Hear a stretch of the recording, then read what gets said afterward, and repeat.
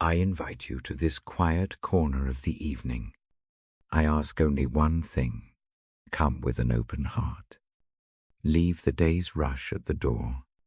Let the weight of must-do lists settle. Allow the hush to come in. I walk you here with a soft voice.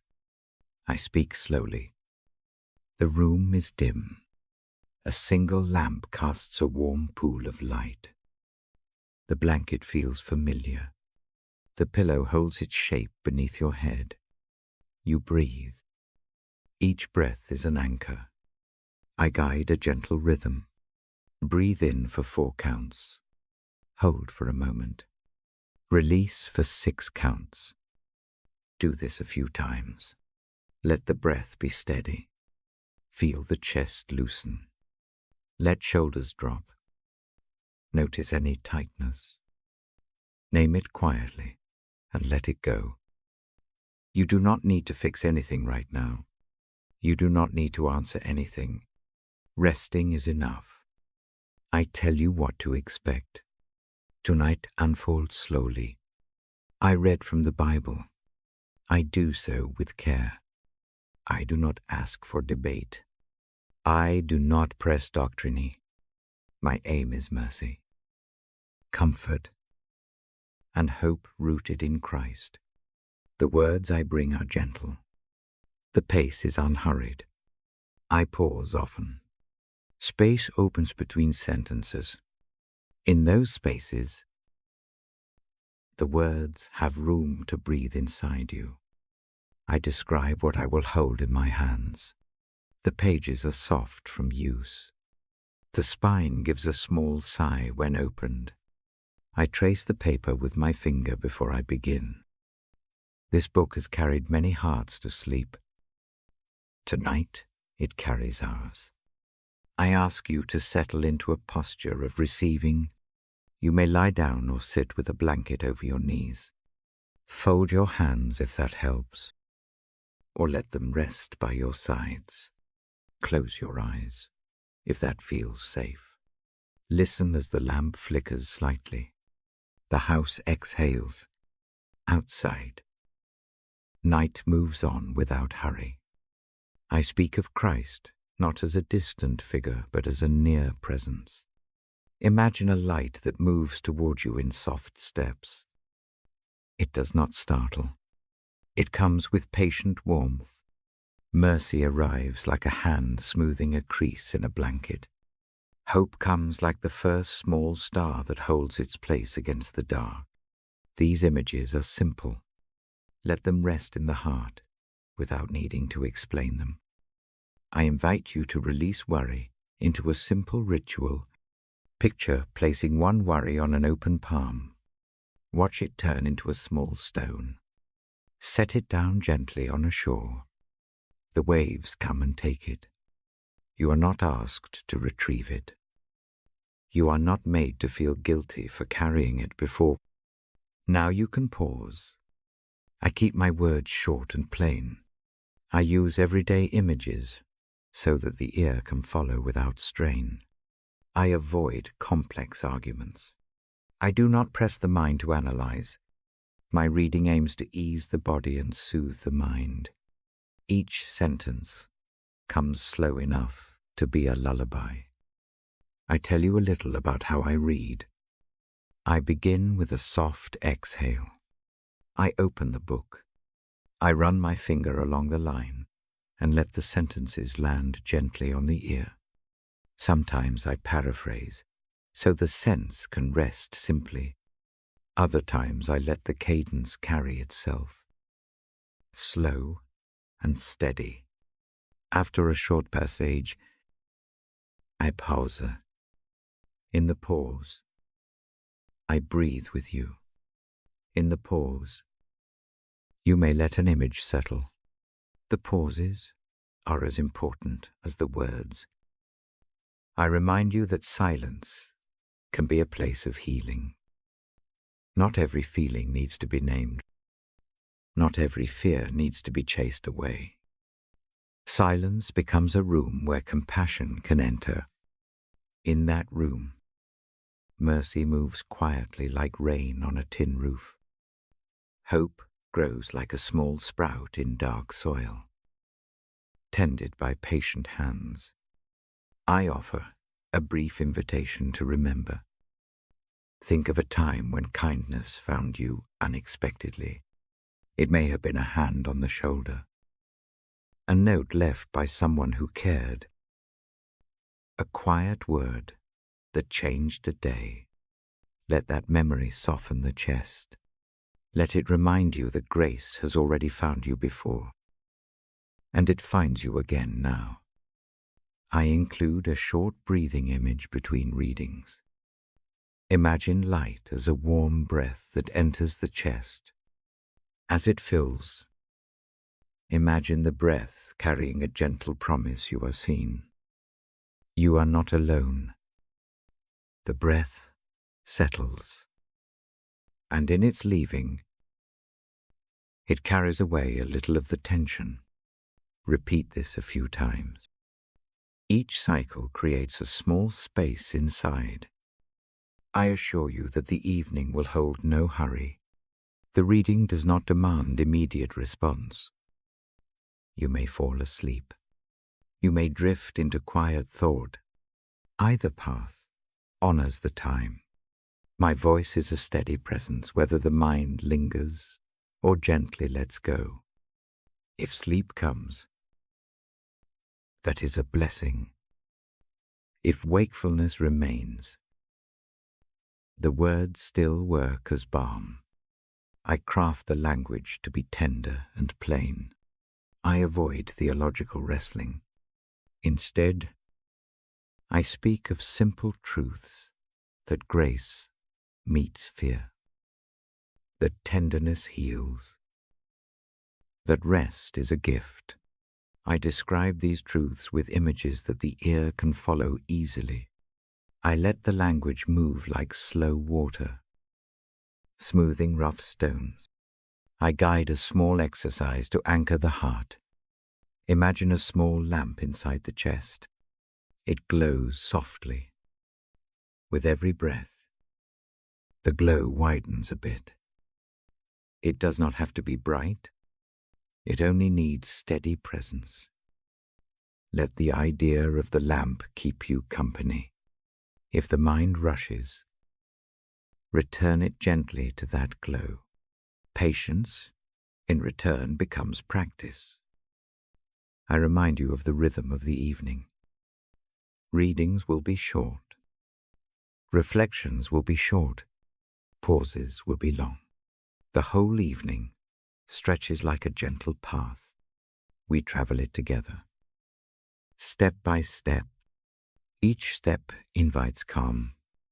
I speak of promise without pressing. Promises here are like seeds.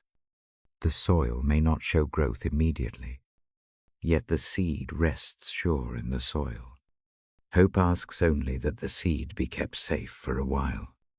Mercy tends it quietly. Trust can be small at first. It grows with steady care. I invite the listener to hold nothing against themselves. Late regrets and unfinished tasks do not decide the worth of the night. You are allowed to be imperfect. You are allowed to rest in that allowance. The healing sought tonight does not require performance. It requires attention wrapped in gentleness. I offer a soft image of shelter. Picture a small room with a single window. Rain taps the glass in slow rhythms. Inside, a chair sits near a fire that does not blaze but warms. A book rests on a table. This is the evening scene. It is not grand. It is safe. The shelter is not a place of final answers. It is a place to be held for a while. I promise not to overload the senses. My voice stays steady. The phrases are clear. The pace remains calm. Each line is a hand on your shoulder, guiding without force.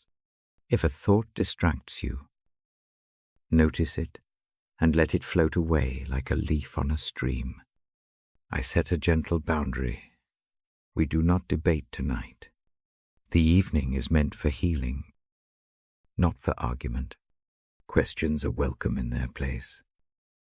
But this hour belongs to listening and to rest.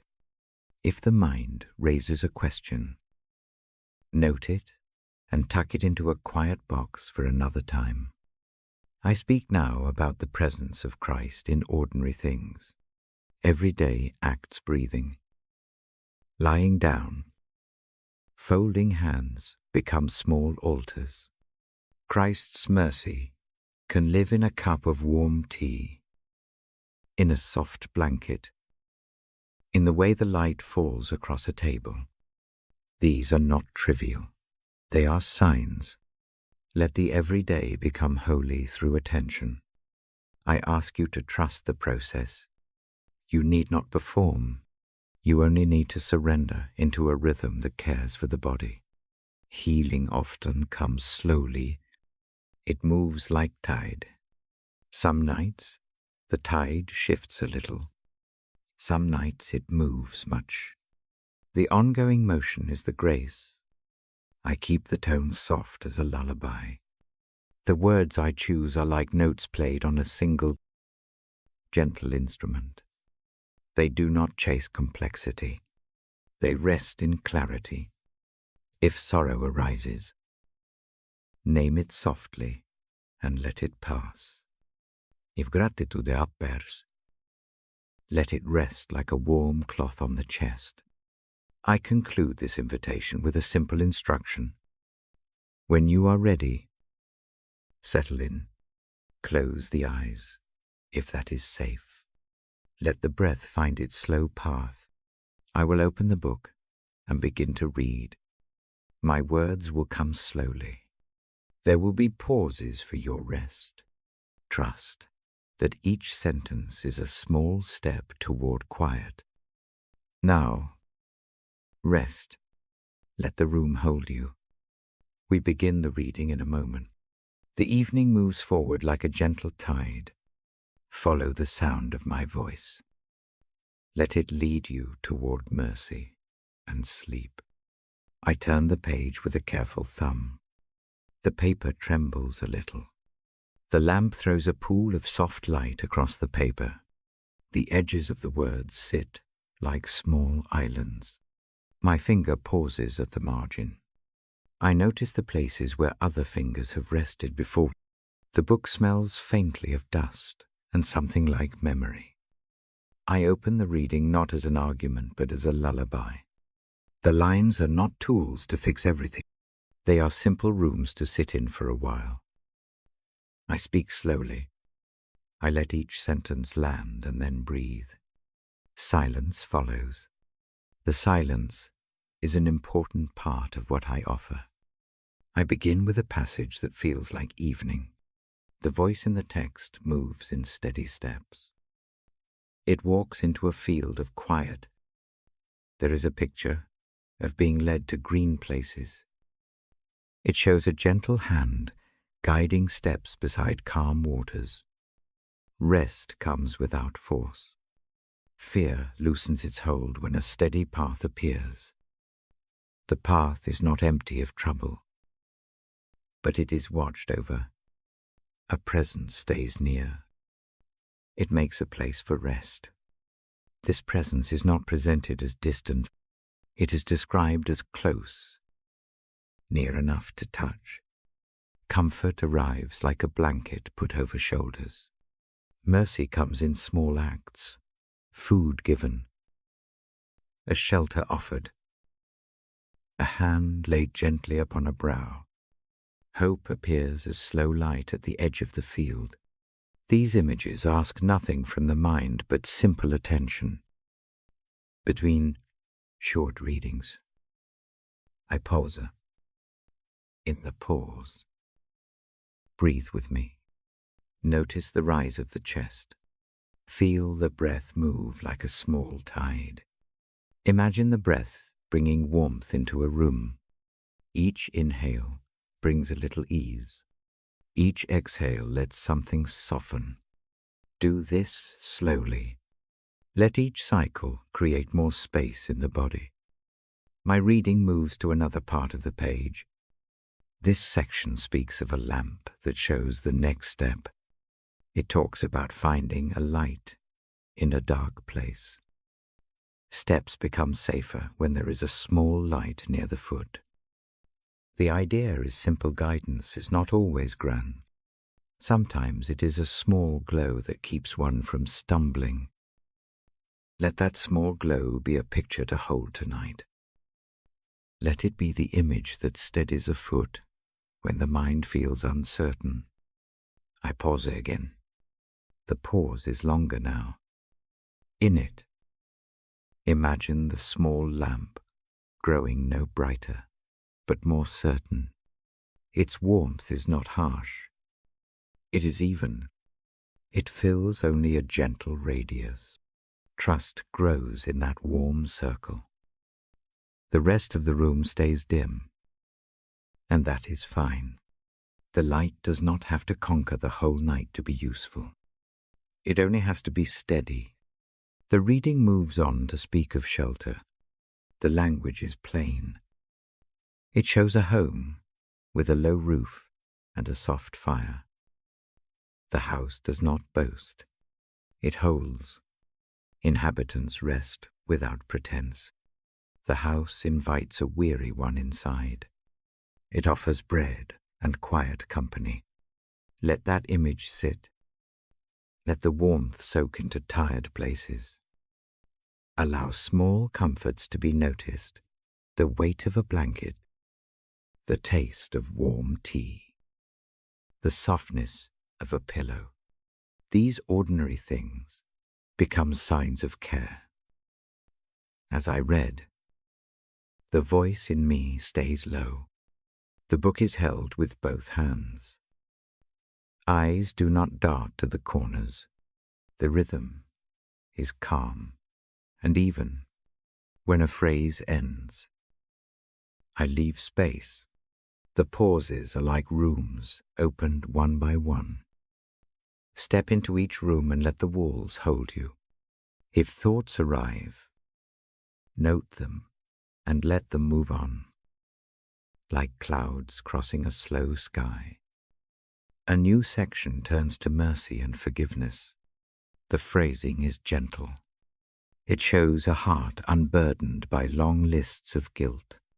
There is relief in being allowed to rest without earning rest. The idea here is not that mistakes vanish on their own. It is that mercy enters quietly and begins to ease the load. Imagine a hand lifting an old, heavy coat off your shoulders and folding it carefully away. The coat remains part of the story, but it is not worn now. Breath deepens when weight is set down. I ask for a simple practice now. Place one worry on an imagined shelf. See it as an object, small enough to hold. Look at it for a moment. Then, with an exhale, put it on the shelf and close the shelf door. The worry is not destroyed. It is set aside. The mind finds a small relief in that action. Repeat this for another worry if it helps. The motion is small. The effect is real. The pages shift to calm images of protection through the night. It speaks of being watched while sleeping, of being kept safe in the quiet hours. The words do not promise a life without storms. They promise presence in the storm. Imagine a steady figure sitting near the bedside, awake with you through the dark. It need not speak. The mere presence steadies the room. Let that steadying help release tension from the face and shoulders. I slow the pace even more. Now, sentences become shorter.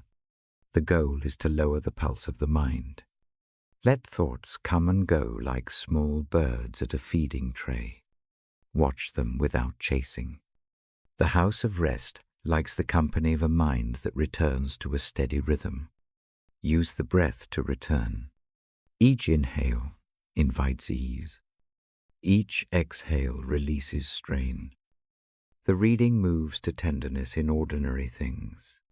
It mentions the softness of a hand, the warmth of a cup, the quiet of a late room. Everyday acts become simple altars. Folding a blanket becomes a prayer. Brewing tea becomes an offering. These gestures do not have to be dramatic to matter. They are small ways. Grace touches the day. Notice one small act that felt like mercy today, and let it return like a gentle echo. In the next pause, reflect briefly on a kindness remembered. It might be a word, a small meal, a neighbor's kite help. Hold that memory lightly. Allow it to ease the chest. Gratitude does not need to be loud. A soft memory can warm the whole body. I bring attention to rest without performance. There is no demand tonight to figure everything out. Rest is not earned by being useful. Rest is a gift offered even when progress is slow. Imagine a wide field set aside for sleeping. The field does not require tending every minute. Rest there for a bit. The field holds you. A small request comes now.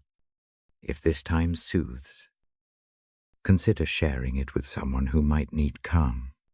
A subscription helps the evening reach other quiet rooms. A comment lets the voice know that the bedside has company. Sharing is an act of care. It is a gentle way to say that peace matters. Make the choice softly. There is no pressure, only an invitation. The reading continues with words about gentle guidance. The tone is not commanding. It offers invitation. Picture a companion walking a short distance beside you. Not pushing, only guiding.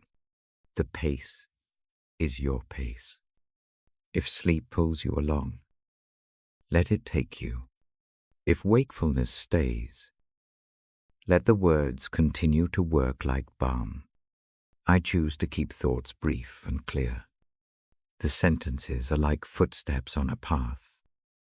Evenly spaced, the mind can follow without strain.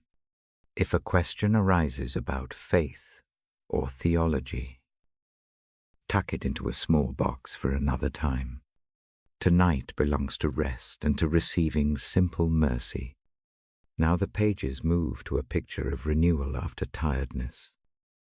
It shows morning light coming slow and patient. Seeds that slept awake and stretch. The image is not rushed. Growth is quiet. It happens under the ordinary mixture of soil and water and time. Hope here is slow. It is steady. Imagine the seed under the ground, safe and sure, needing only what it has been given, time and gentle care. In the final section of this part, I speak of blessing for the night. The blessing is not loud. It is a small blessing that speaks in a low voice. It asks for rest to come easy, for mercy to touch the edges of worry, for strength to be renewed by sleep. Lay the head back if it feels safe. Let the eyes soften. Let the lamp dim in the mind a little. Before closing, I whisper one small reminder. The book will be here night after night. This space will be kept. If the heart returns another evening, the door will be open. The repetition is a comfort. Habits of rest become sanctuaries. Returning here becomes an anchor. Now I slow to a near whisper. The final instructions are gentle. Breathe in slowly. Hold for a moment. Release. Repeat 3 times. With each release, let musla smärta bitmore. Allow the jaw to unclench. Let the shoulders fall away from the ears. The body finds its place. I close the page softly. The book rests on my lap. The lamp hums low. If sleep comes, receive it as blessing. If wakefulness stays, let the words continue to sit like warm stones along the edge of thought. Share this place with someone who might find it helpful. Leave a small note if it felt soothing. Subscribe if you would like this gentle rhythm to visit often. The evening keeps moving slowly. I stay with the light and the room. When you are ready, allow the quiet to deepen. The next reading will begin in a short while. For now, breathe and rest. The night watches gently. Mercy waits with patience. I lift the book and let the thin sound of the pages echo in the small room. The lamp paints a steady circle of light. The words I read are slow and simple. They move like a current under a quiet sky. I begin with a passage that tells us not to carry worry as a permanent load. It asks that requests be handed over. The language is gentle. It invites you to speak your concerns and then to rest. It promises a kind of calm that settles in the heart like dew. I do not offer arguments. I offer a picture. Picture a hand that receives what you cannot hold. Place one worry in that hand. See it small and heavy. Name it lightly in your mind. Breathe in, breathe out. In the exhale, let the worry move from your palm into the receiving hand. Watch the tension leave the shoulders. Notice how the jaw softens when a burden changes hands. The act is simple. The change is quiet. The promise behind the act is that a peace comes in to guard the heart. It is a watchful peace that stands like a quiet sentry all night. I speak now of the kind of peace that keeps the mind. It is not a loud thing. It is not an answer to every question. It is a steady, low light. Imagine that peace as a small lamp placed inside the chest. With each calm breath, its light widens a little. It does not show everything at once. It only lights the next step. The lamp does not blame. It only guides. I guide a practice that grows out of that image. Sit or lie still. Rest a hand on the chest. Feel the rise and fall of breath beneath the palm. Think of one worry like a smooth stone. Put it on the palm. Give it a name. Then, with an out breath, imagine setting the stone down on a shore. The waves come and take it gently. You are not asked to run into the water to fetch it. Allow the sea to do the carrying. This is not about forgetting. It is about not carrying everything at once. The passage I read also speaks of prayer paired with thanksgiving. That pairing changes the tone of asking. Ask with an open, thankful heart. The thanks does not deny difficulty. It quietly notices what is good amid the heart. Picture a small cup of light beside the lamp in the chest.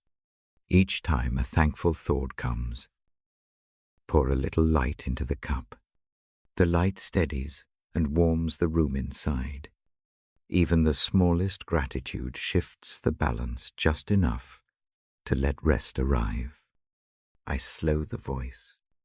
The sentences become shorter. The room leans in the silence. A rhythm forms between breathing and imagining. Breathe in to offer a worry. Breathe out to accept the peace. The breath becomes a pact.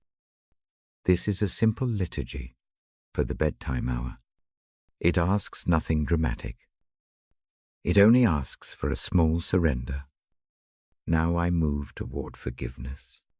The words on the page remind me that mercy begins with gentle release. Forgiveness is framed not as a performance, but as an opening. Imagine a latch that has stuck for a long time. The latch is rusted with old hurts and regrets. Forgiveness oils the hinge bit by bit. It does not remove the mark, the latch once left on the door. It eases motion. The door can open without scraping and without threat. Start with oneself. Lay a hand over the place that hurts most. Say nothing loud.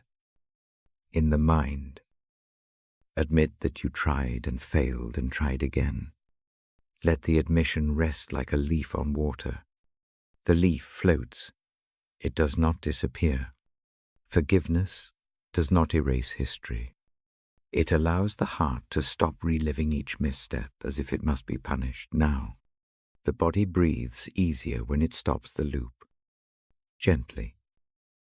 Picture washing a small cloth at the sink. The cloth is stained by one moment that keeps returning. Dip it in warm water. Rub it with care. Rinse.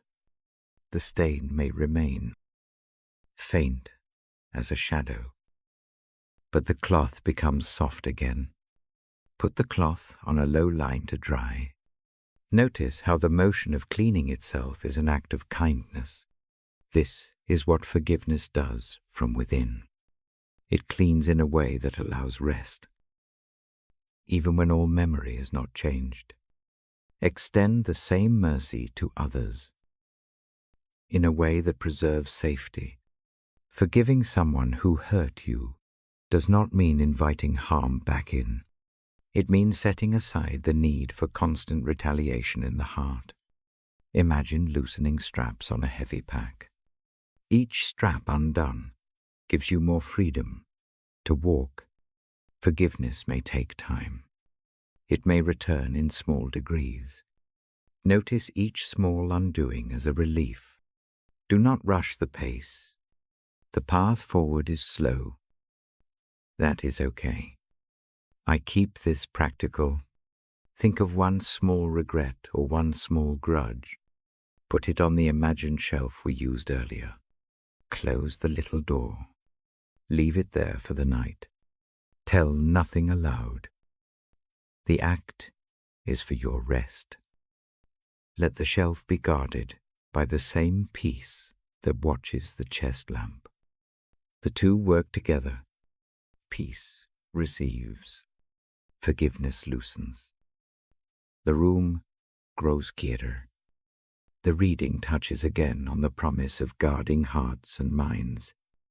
That guarding is like a gentle fence. It encircles without harshness. It is not a prison. It is a safety rail along a dark path. Know that this guard is not silent in a scary way. It is present like a companion who keeps watch by the bedside. You can let the guard do its work and give attention to rest.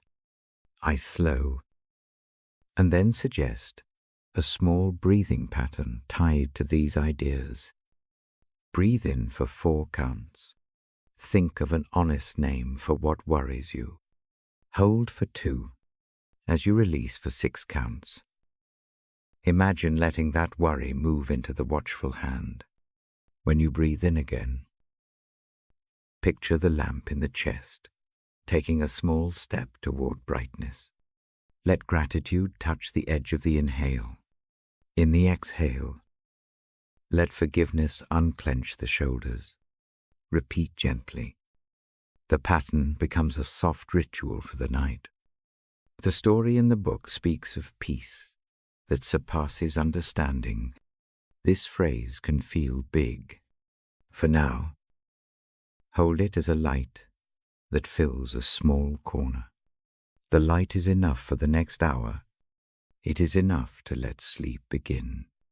It is enough to let the muscles rest. The rest does not demand that all questions be solved. It only asks that tonight be a safe place to recover strength. I place attention on the ordinary comforts again. The texture of a blanket, the steady hum of the house, the way the pillow cradles the head. These things are small sacraments tonight. They tell the body that the world is in order. If only for the moment, let the mind accept that order. Do not press it to be bigger than it is. The evening need only be true to itself. If forgiveness feels too fragile, start smaller. Forgive one small thing. Release one tiny guilt.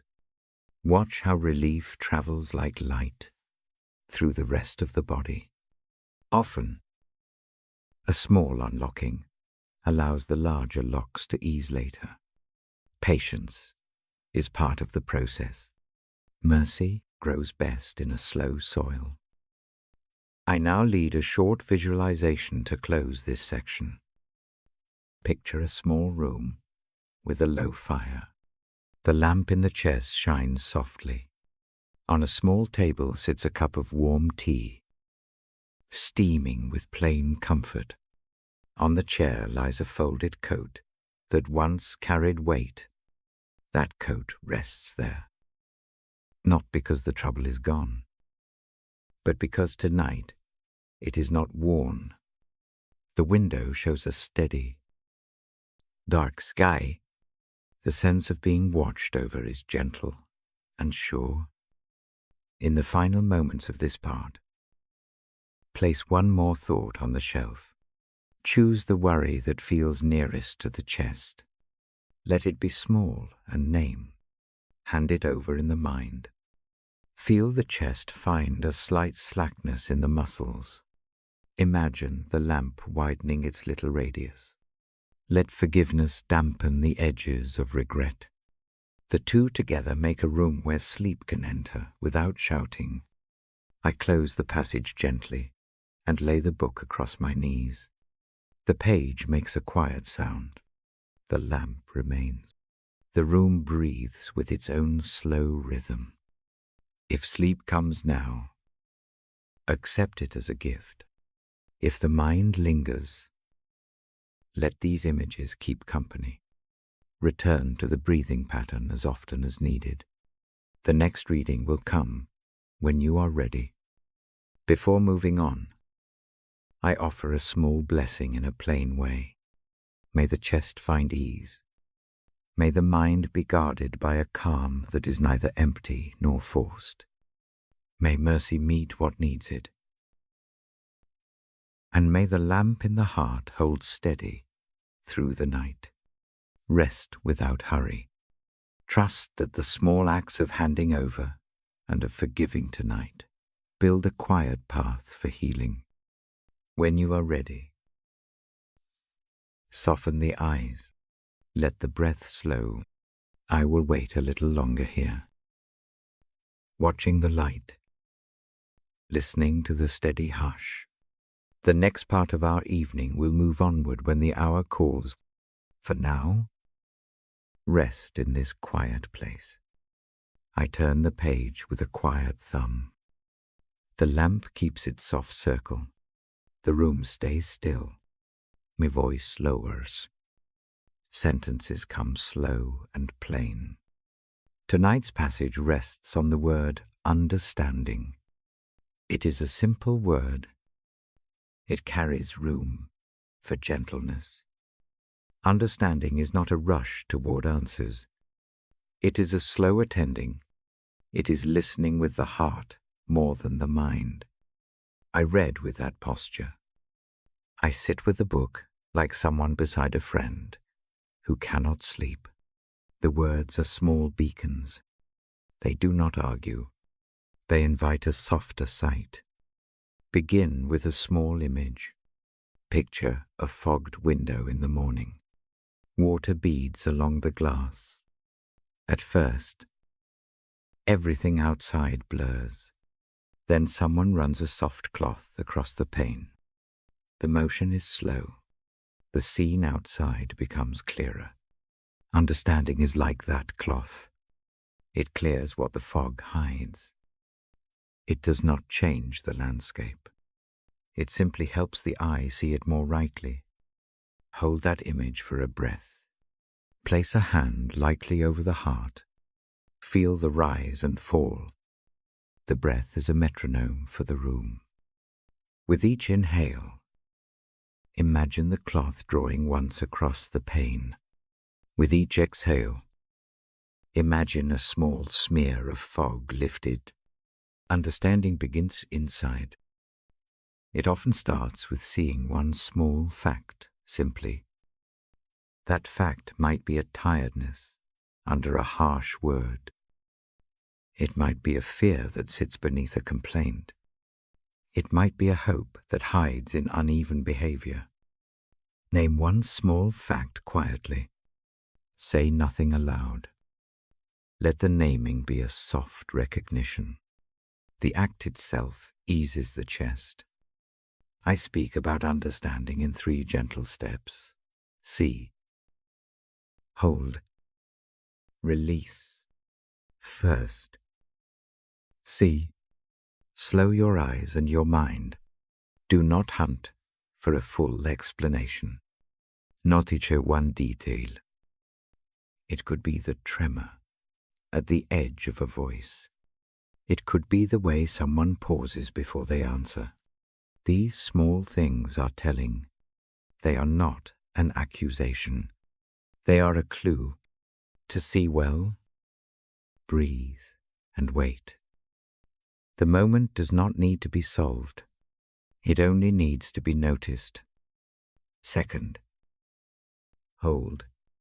Holding is not keeping. It is receiving. Imagine lifting a small bird that has been startled. Support it in a cupped hand. Do not squeeze. Give a gentle shelter. Holding in this sense is letting what you see be present without immediate correction. Offer a quiet attention. This practice gives rest to both the watcher and the watched. Third, release.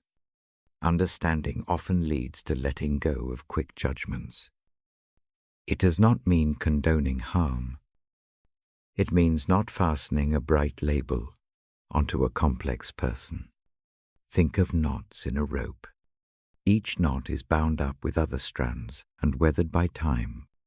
Untying one knot patiently eases the whole line.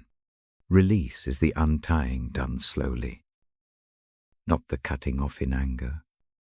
I ask now for a small exercise. Bring to mind one person who has been on the edge of thought lately. Do not choose someone who brings fear.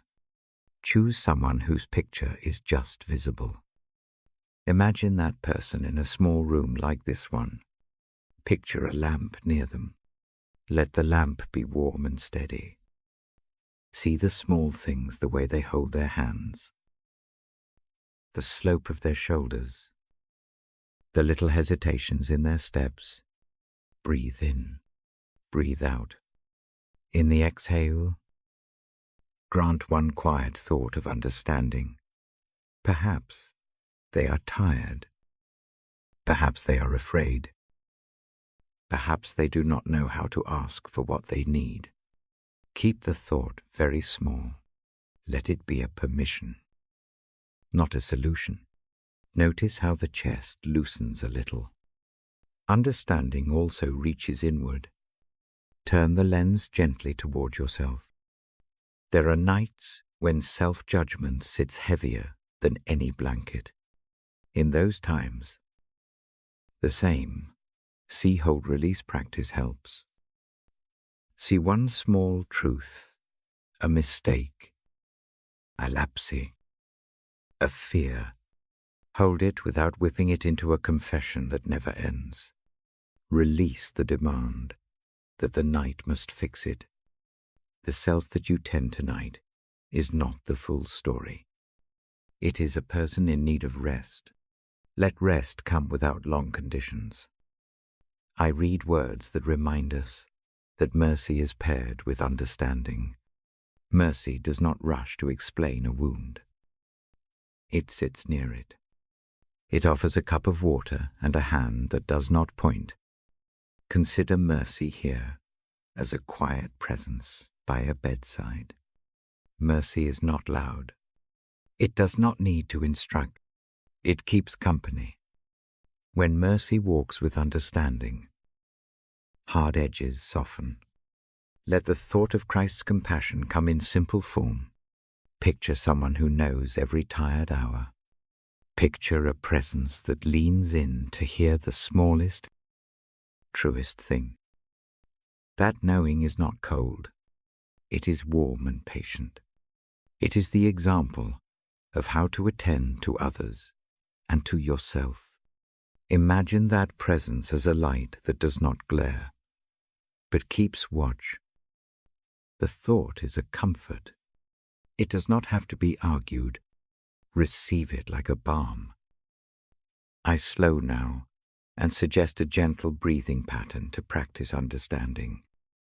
Inhale for 4 counts. Hold for 2.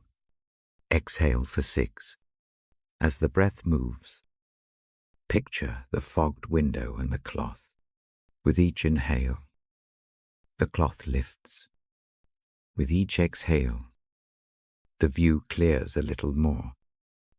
If the mind brings a name, allow it to float across the room and settle without clinging. Sometimes understanding is shown in small practical steps. Listen a bit longer than usual. Ask fewer questions. Let silence be an offering. When words are scarce, a still presence can speak more deeply than any explanation. The act of staying is itself mercy. Try it in the mind tonight. Think of someone and just remain there for a few breaths without trying to solve their life. Presence can be the deepest kind of help. There is also a form of understanding that includes boundaries. To understand well is not to permit harm. Think of a garden. Some plants need pruning to thrive. Pruning is not cruelty. It is a careful, loving shaping. Set boundaries gently where safety demands them. The posture of understanding allows for both tenderness and clarity. It knows when to open the gate and when to close it for rest. I read now a short reflection that pictures wounds and weather. People carry their hurts as if wrapped in old cloth. Understanding does not unwrap every wound at once. It softens the edges. It gives space for healing without exposing raw places to cold wind. Imagine tucking the cloth a little more snugly around a sore spot. The action is cautious and respectful. It is a way to say, I see you. I will not strip you of dignity. Rest here a while. Hold to the small acts that foster understanding. A brief apology when one is due. A small question asked with genuine curiosity.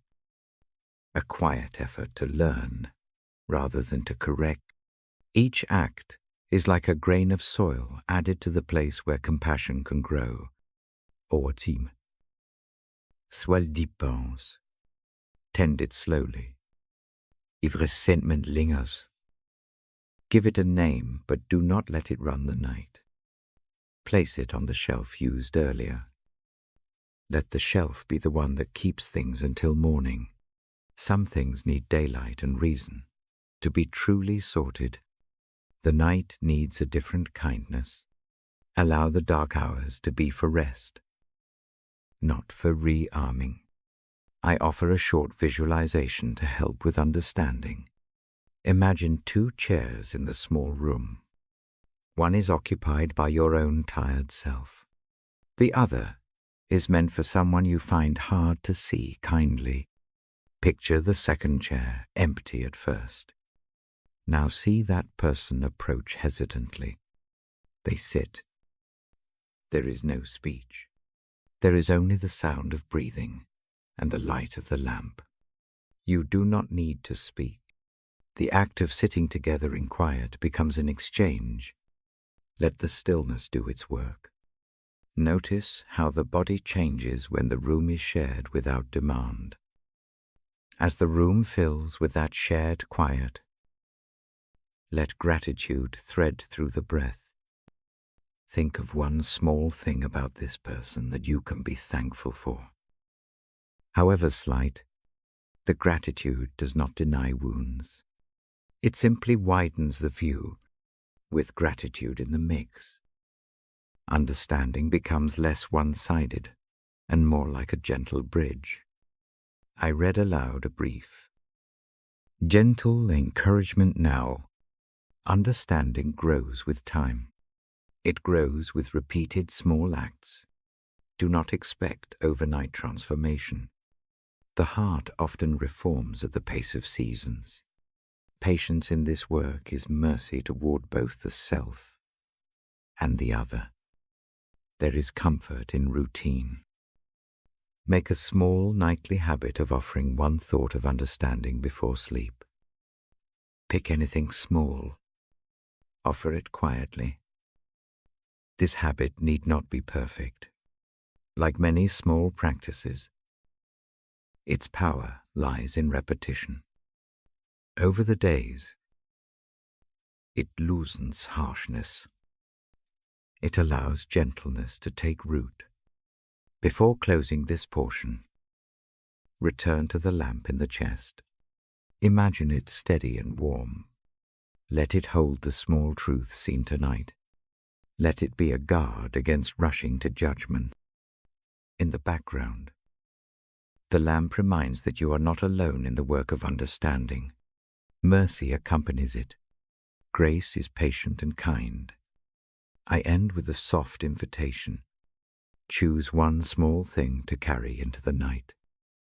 It might be a single breathed thought of kindness toward yourself. It might be a tiny image of another's tiredness. Make it simple. Make it small. Let it be a gentle talisman for rest. The book closes lightly. The lamp keeps its pool of light. I rest my hand on the cover for a moment. The room breathes in quiet union with the words, "If sleep comes, accept it as part of the healing. If wakefulness lingers, let these images keep company. I will be here when you return. For now, soften the gaze if the eyes are open. Breathe once more, slow and even. The night holds what needs tending.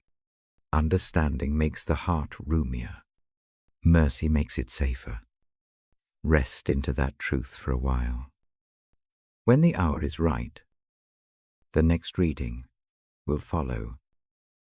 I lift the book again. The pages settle with a soft sound. The lamp keeps a small circle of light. The room breathes slowly. I speak with a voice that moves like a slow stream. The words come easy. Tonight, I read a short passage that I hold as a gentle truth. It says that what saves us is grace. Grace is a gift. It comes not because of what has been done. It comes freely. There is no ledger to balance in order to receive it. I say this plainly. The language is simple. Receive it as a quiet offering. Grace arrives like a wrapped loaf of bread placed on a doorstep. No note that says, "You qualified." No list of required deeds. Just a loaf. Warm at the center. The hand that leaves it does not expect payment. The giver does not tally merits. In the same way, grace comes without calculation. It asks only to be accepted. I pause a little and watch the lamp. The light makes a soft line across the open page. The idea of worthiness can feel heavy. Worthiness is often measured by tasks completed or failures tallied. Tonight, let that measuring fall quiet. Consider worthiness as something already given. The gift does not arrive to those deemed perfect. It comes to the tired. It comes to the doubtful. It comes to the one who does not know the right words to say. I guide a small exercise to receive what is given. Place a hand on the chest. Close the eyes if that is safe. Breathe in slowly. Imagine a small parcel appearing in the air before the hand. It is wrapped in plain paper. On the paper, the word grace sits lightly. Reach out. Take the parcel with both hands. Feel its warmth. Do not open it yet. Let the gesture of receiving be enough. Hold it for a moment.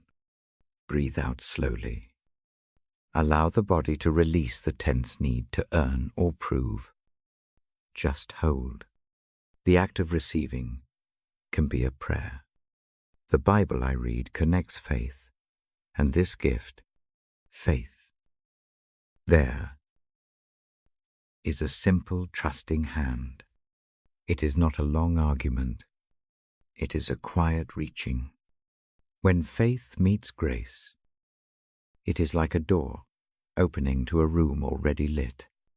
The room does not demand audition. It only asks the door to be stepped through. This stepping can be as small as a breath that chooses to rest in the truth rather than to prove it. There is no harsh verdict attached. The language of the passage removes judgment as a condition for receiving. Imagine a harbor that opens its arms to any small boat at night. Boats arrive battered, rusty, overloaded. The harbor does not scan their cargo or measure their speed. The harbor gives safe water. This is what the gift does. It receives what arrives, and its welcome is not earned by a show of strength. I speak plainly about shame. Shame can feel like a coat that will not come off. Tonight, try a small action. Imagine sliding that coat over your shoulders and handing it to someone waiting by the door. The hands that receive it are kind. They fold the coat gently. The coat remains part of the story. It does not vanish. But it is not worn now. The gift of grace does not erase history. It changes the posture toward it. Breath deepens when the coat is set down. Grace sits beside presence. The thought comforts God's presence goes before, behind, and beside. Picture a path through low hills. A light walks ahead. It pauses at every uncertain step and smooths the stones. The light does not force the feet. It only makes the way safer. The presence that accompanies grace prepares a route where rest becomes possible. This presence is not sudden or thunderous. It is steady, like dawn easing the dark. In the quiet, give attention to the small signs of this watching. A memory of a rescue that came at the right moment. A kind word in a day full of noise. A sleep that finally arrived after worry. These moments are like footprints showing a path. They do not explain everything. They simply promise company. Allow that promise to settle into the bones. I keep sentences short and clear because the ear needs gentle steps. The idea of being unworthy can whisper loudly. The passage I read answers softly. Gift comes first. Effort follows from gratitude. Not the other way around. This shifts the posture of the heart. When rest begins with gratitude, the hands relax. Service becomes a response, not a condition. let a small visualization come. Imagine a table set for one. The candle is low. The meal is modest. A place is held not because of performance, but because presence is wanted. Sit down in the mind. Notice the chair supporting the body. Notice how the spine settles when the need to impress falls quiet. Receiving grace is like taking a small seat at that table. There is no exam to pass. There is only the quiet of being invited. I also speak of mercy that threads through grace. Mercy is not the same as ignoring wrong. It is the gentle choice to break the cycle of judgment with kindness. Mercy acts like a bridge over a narrow chasm. It does not remove the chasm immediately. It gives a safe step for someone who cannot make the jump yet. When mercy accompanies grace, the heart finds both shelter and a path forward. There is a fear that accepting a gift might be passive. The passage I read denies that worry. Accepting grace can change the shape of action. From a heart that has been given rest, kindness flows more naturally. A rested person speaks softer.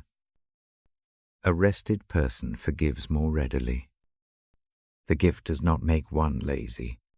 It shifts motivation from proving worth to living out gratitude. I return to breath as a small practice. Breathe in for 4 counts. As the lungs fill, imagine receiving the gift of grace into the chest. Hold for 2. As breath leaves for 6 counts, imagine releasing the need to earn this gift. In that exhale, let shoulders drop a little. Let the jaw unclench. Repeat the pattern a few times. Each cycle strengthens the sense that resting is allowed. There is a tenderness in saying that the gift reaches before speech. Sometimes prayer feels like a long list of requests. Tonight, consider a simpler posture. Offer a silent yes. When the thought of grace comes to mind, say nothing more. This yes is a quiet faith. It receives without protesting. It rests without constructing arguments. It trusts the hand that offers. I read the words again slowly, letting them fall like rain. Grace is a gift. It is free. It arrives without tally. The pace of the voice is slow enough for the heart to receive. Pause. Breathe. The room seems to listen. The lamp keeps a watchful circle. If sleep approaches, lead it. If wakefulness remains, allow the image of the harbor, the loaf on the step, the wrapped parcel in the hands, to sit in the mind. They are small sacraments for the night.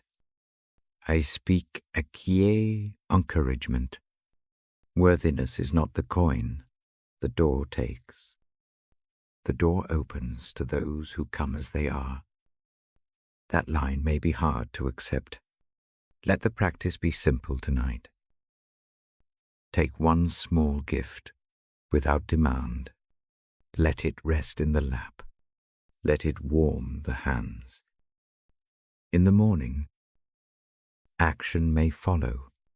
For now, let the heart be ready to receive. There is also a practical tenderness to keeping guard. Receiving grace does not mean stepping into danger. Boundaries can still be set. The gift heals the part that hopes without needing to invite harm. Imagine a garden that receives rain. Some plants thrive with water. Others need trimming to stay healthy. The gift waters life. Pruning still happens with care. The two work together. I end this section with a small, deliberate closing. Place one open hand over the other on the lap. Feel the breath move under the palms. Breathe in and receive. Breathe out and release. Do this 3 times. Each breath is a small acceptance. Each release is a little unburdening. The book rests across my knees. The lamp glows with the same steady warmth. The passage about grace lies quiet on the page. Its message lingers like a low sur, light. If sleep comes, accept it as part of the gift. If rest remains waking, let this truth keep company grace is given. It is not earned. It is for the one before you and for the one who sits beside you now. When the hour is right, I will turn the page and read again. For now, let the comfort of a gift received be enough. Let the presence that precedes and follows be the soft horizon of the night. Rest into that truth for a while. I turn the page and let the room live in that small sound. The lamp spreads its pool. The pages feel warm from previous evenings. Tonight, a section of the book is a healing story. It is called The Tale of Reconciliation. I read it slowly. I let the words unfurl like a cloth being smoothed. The story begins in a small town. Houses are close. People know each other's steps. 2 neighbors once walked side by side and then drifted apart. The drift is small at first. A misunderstanding. A harsh word. A door left closed one winter too many. Over time, distance grows. Small hurts collect like leaves in a corner. They look harmless. They gather into a pile that will not move on its own. A simple thing starts the mending. A child scrapes a knee on the sidewalk. The child does not belong to either neighbor, but both see the fall. One neighbor brings a cloth. The other fetches water. They kneel side by side without thinking. Their hands touch the cloth. There is no ceremony. The gesture is ordinary and steady. It is enough to shift something loose. I pause and breathe with you. Notice the ease that comes when 2 hands reach for the same small need. There is no grand apology yet. There is only help. Sometimes repair begins not with words, but with a small shared care. The story moves slowly. One neighbor remembers a bowl that used to sit on a shared shelf. It is chipped now. The chip is like the old hurt visible, not erased. The neighbor takes the bowl home. That evening, someone else washes it gently. The water runs warm. Fingers trace the rim. The action is slow. It treats the chip as part of the bowl's history, not as a reason to discard it. The other neighbor notices the bowl returned. A small step is taken.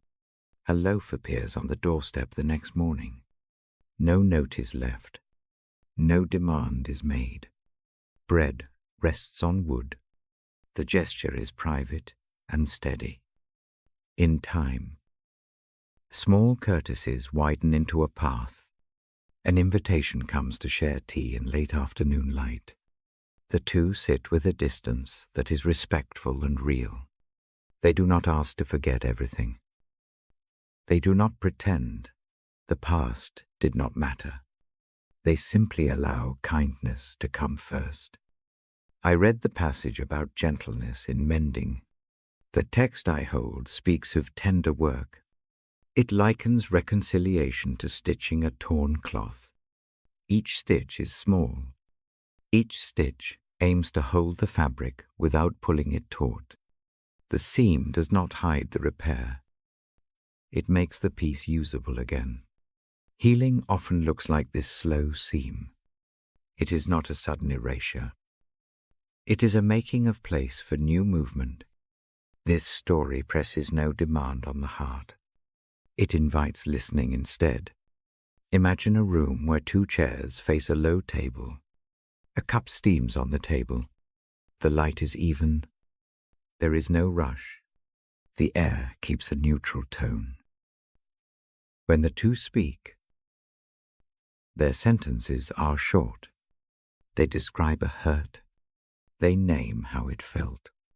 Each one listens as if learning the geography of the other's night. To listen like this is itself a small forgiveness. It places attention where bitterness once lived. I ask you to practice a small imagining. Picture the bowl with the chip. Hold it in mind. See the hands that wash it. Feel the warmth of the water. Breathe once.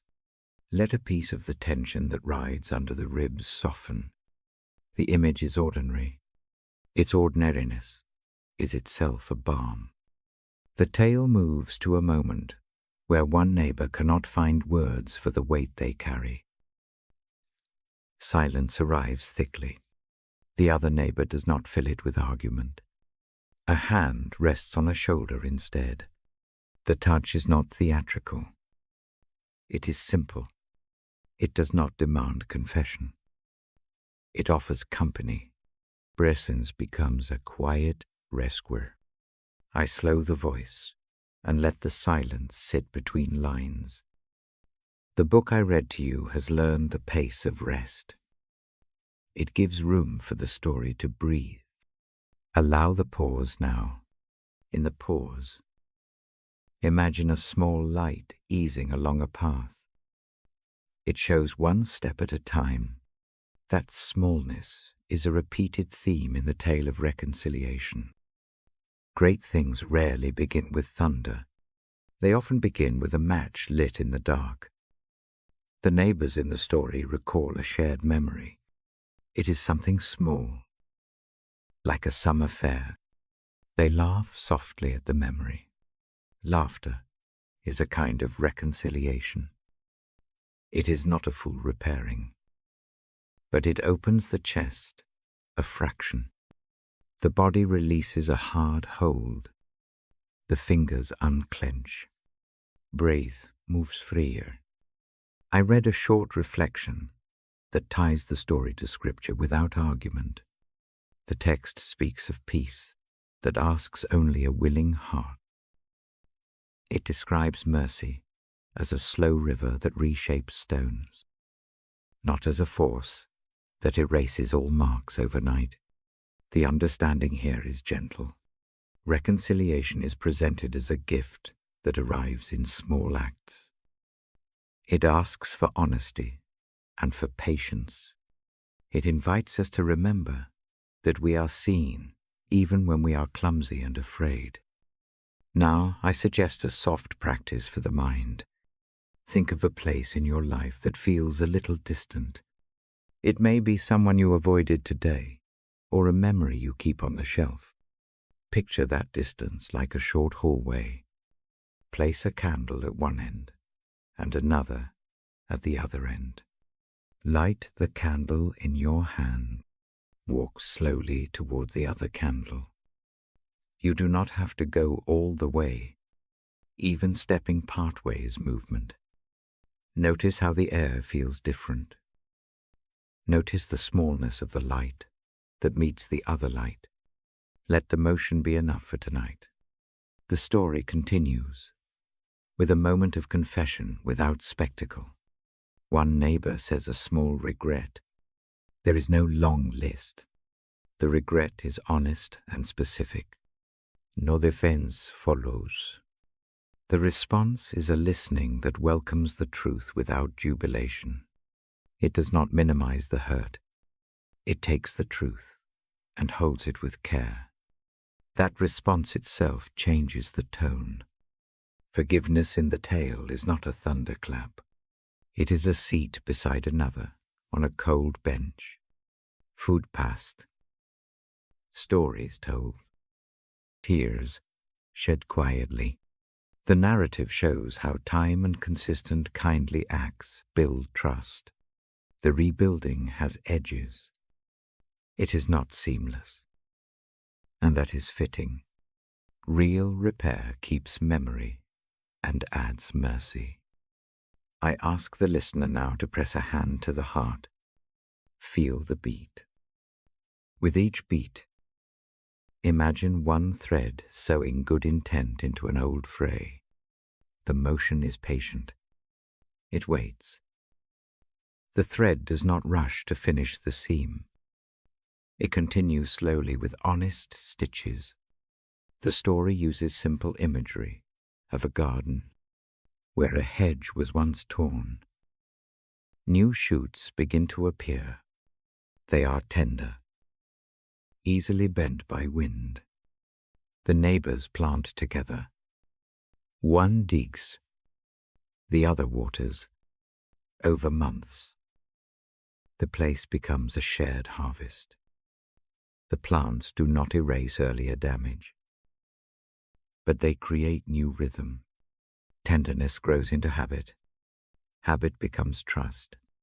I let the pages rest on that image for a while. Gardens teach us about seasons. They teach the patient work of tending. Planting is humble. It requires repetition.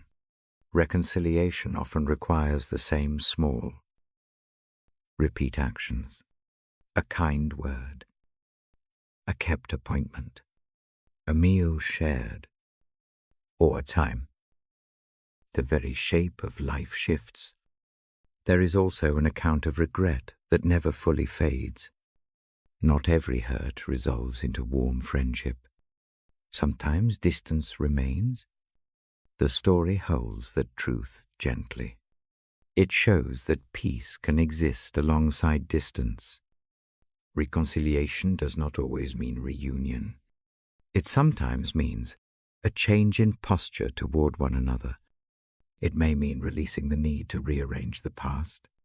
It may mean choosing a way to live that keeps harm at bay while practicing mercy wherever possible. I return slowly to the breathing pattern we have used before. Breathe in for 4 counts. Hold for a quiet 2. Breathe out for 6. As the breath moves, imagine setting one small hurt on an imagined shelf. See it as an object, a pebble. Perhaps place it there with both hands. Close the shelf door with a light breath. The act is not erasing. It is making space. The tale of reconciliation concludes with a humble ritual. The neighbors leave a small candle lit on a shared fence. The candle is not a proclamation. It is a sign that repair is being tended. When storms come, the candle is put under cover. When winds rage, it is shielded. The presence of the light reminds them that care is ongoing. It is not a one-night fix. It is a steady tending. I read those closing lines with a measured pace. The lesson is steady, gentle acts matter. Ordinary kindnesses are not small when added up over time. The story invites a patient faith in small motion. Before I close the book, I offer a simple blessing in the plain way we have kept. May the small acts of your day seed something new. May patience be present where rush would have ruled.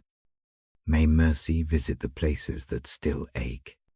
May there be one small reconciling step that you can take tomorrow, however tiny. If action is not safe now, let the step be a change of heart. Let the change be private and tender. Place the hand at rest. Feel the lamp's glow behind the eyelids if they are closed. Breathe again. Inhale gift. Exhale release. Repeat 3 soft times. The book closes with a careful hand. The lamp keeps a watch. The story remains on the breath like a gentle ember. If sleep comes, receive it as a continuation of the mending. If wakefulness lingers, keep the images with you, bowls washed. Kendulli, gardens tended. They are small tools for the long work of healing. I will be here again, with the book in hand, when you return. For now, rest into the quiet. Let mercy do its slow, careful work tonight. I lift the book and turn to a short place that rests like a hand on a weary head. I do not read aloud, the lines word for word. I speak the sense of them slowly. The words ask the tired to come. They promise a softer way. They invite the heart to learn gentleness. They offer a yoke that does not press like a stone. The image is simple. It is quiet. It is meant for the end of day. In the hush, I tell a story of two friends. They live in the same small town where the bowl and the candle found their way back to a fence. They are not the neighbors exactly, but they stand nearby in the same weave of life. Their names mean nothing here. The facts of their friendship matter more than what to call them. They once walked together through long seasons. Then sorrow and pride crept between them. Over time, the habit of distance felt safer than the strain of return. The first of the two carries a heavy pack. It collects habits and old complaints. It holds phrases that were never softer when said. The pack grows in the dark. It sits over the shoulders like a second posture. The other friend carries a quiet bitterness. It is less noisy but constant. The bitterness sits beneath the ribs and makes the breath shallow. Both wear their loads into the market and into the fields. They smile where needed. They look away where repair would begin. In the evening their hands tremble a little more. Sleep comes late. Night carries the weight like a steady tide. One morning they meet by the river that runs slow through the town. The river is wide and uncomplicated today. Fog lifts in thin fingers. They stand on the bank. Neither speaks at first. The water moves with its small obedient Rhythm. A leaf glides past and catches on a rock. The small scene feels like a mercy. The one with the pack sits. The pack is heavy with years. Fingers fumble at the straps. For a moment, the pack is left alone on the grass. The friend with the quiet bitterness watches. No hand reaches at once to snatch it up. There is no triumph. There is a stillness that is careful. They begin with small acts. The other takes the pack gently and sets it on a stone. The act is plain. It is a tiny exchange. It changes the angle of the shoulders. The pack does not vanish. A few things fall out, old postcards. A broken key. A ribbon no one remembers tying. They look at the items and do not make big claims about them. They pick one small thing and put it in a pocket. The rest they let lie for a time. The river listens. It does not ask for a confession. It only returns the sound of footsteps. The two friends sit on the bank and let the wind do the rest. A long silence passe. In the silence, each breath lengthens. They have both read the same counsel earlier in the day. They know of an invitation to lay burdens down and to learn a softer step. The thought of a lighter yoke settles on their minds like dust. It is not a command. It is an offer. It suggests that company in a journey can ease the road. The yoke here is not a heavy plank and a rigid call. It is an arrangement that lets one share a load with someone who walks gently. So they try a small experiment. They tie a light cord between them. It is not to bind, it is to remind. Each takes hold for a moment. The cord does not pull. It gives a rhythm. They step together. One leads for a bit. The other leads for a bit. When a slope comes, the one with strong feet comes forward. When stones rattle, the other slows the pace. The shared step is neither perfect nor dramatic. It is steady. It helps them notice how small adjustments change the feeling of strain. Forgiveness arrives not as sermon, but as an offering of space. One friend says a brief truth about a night that went wrong long ago. The truth is plain. It is not a parade of blame. The other listens. The listening is careful. It is not a demand that all be fixed at once. It is a receiving that does not take the moment as a weapon. In the space, after the truth, a small release happens. A breath that has been held since the old season of anger finally leaves. They practice a simple ritual then. Each takes a smooth river stone. They hold it for a single heartbeat. In their mind, they name one thing they cannot carry well tonight. They do not speak it out loud. The naming is private and honest. With the exhale, they set the stone into the water. The stone sinks. Its sound is tiny. No one claims to have wiped away the past. The setting down is an action of trust. It is an outward echo of an inner letting go. The days after that meeting do not show grand changes. Old habits still surface. There are moments when the hands clench and when an old phrase appears sharp on the tongue. But the two friends practice gentleness like a muscle. They check each other with a glance. They do not shame one another for failure. They offer a small kindness instead. A loaf left on a windowsill. A hat folded and placed where it will be found. The small acts make a slow seam. I read to you the evening after their first return to friendliness. I do not read long texts tonight. I rest on the line that gently invites the weary. The words make a soft promise. A way exists that trades a heavy burden for a light company. The promise is not magic. It is practical mercy. It does not erase regret. It holds the hand of one who must carry less for a while. One friend learns to ask for help in small ways.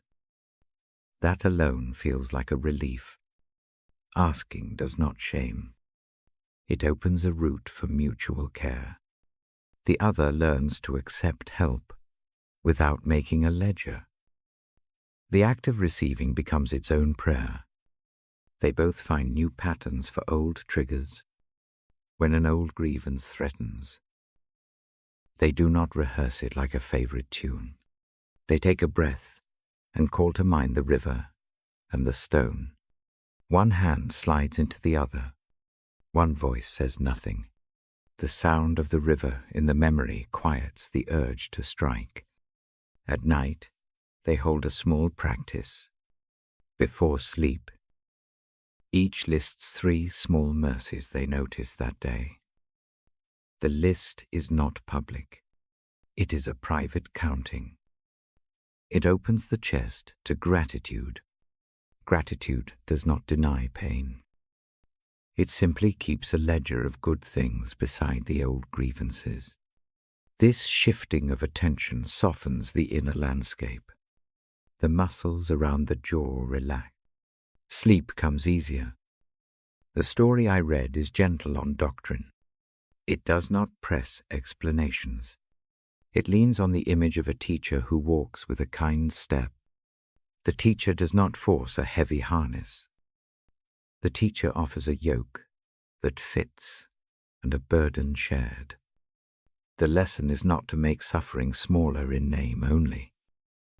It is to find the right companion and the right method of carrying. One night, beneath a low sky, the two friends sit on a small porch. The air is cool. One says quietly that letting go feels like stepping out of a room that once defined the whole house. The other nods and says that it feels like taking off a coat after a long day. The coat does not disappear. It folds and rests. Wearing it is not expected now. The picture helps them both. They do not pretend the season of wearing will not come back. They simply find comfort in daylight. This letting go is a practice. It repeats. Sometimes it is a single act. Sometimes it is many small acts. The town hears of their slow return. Neighbors notice 2 cups of tea left together on a stoop. Children see 2 hands pass a bowl without a show. Small things, when repeated, make a path. The path becomes safer. The steps become less strained. I ask the room to breathe with me now. Breathe in for 4 counts. Feel the chest lift. Hold for 2 counts. Breathe out for 6 counts. As breath leaves, imagine a cord loosening around the shoulders. Imagine weight transferring from the back to a hand that offers help. The rhythm quiets the mind.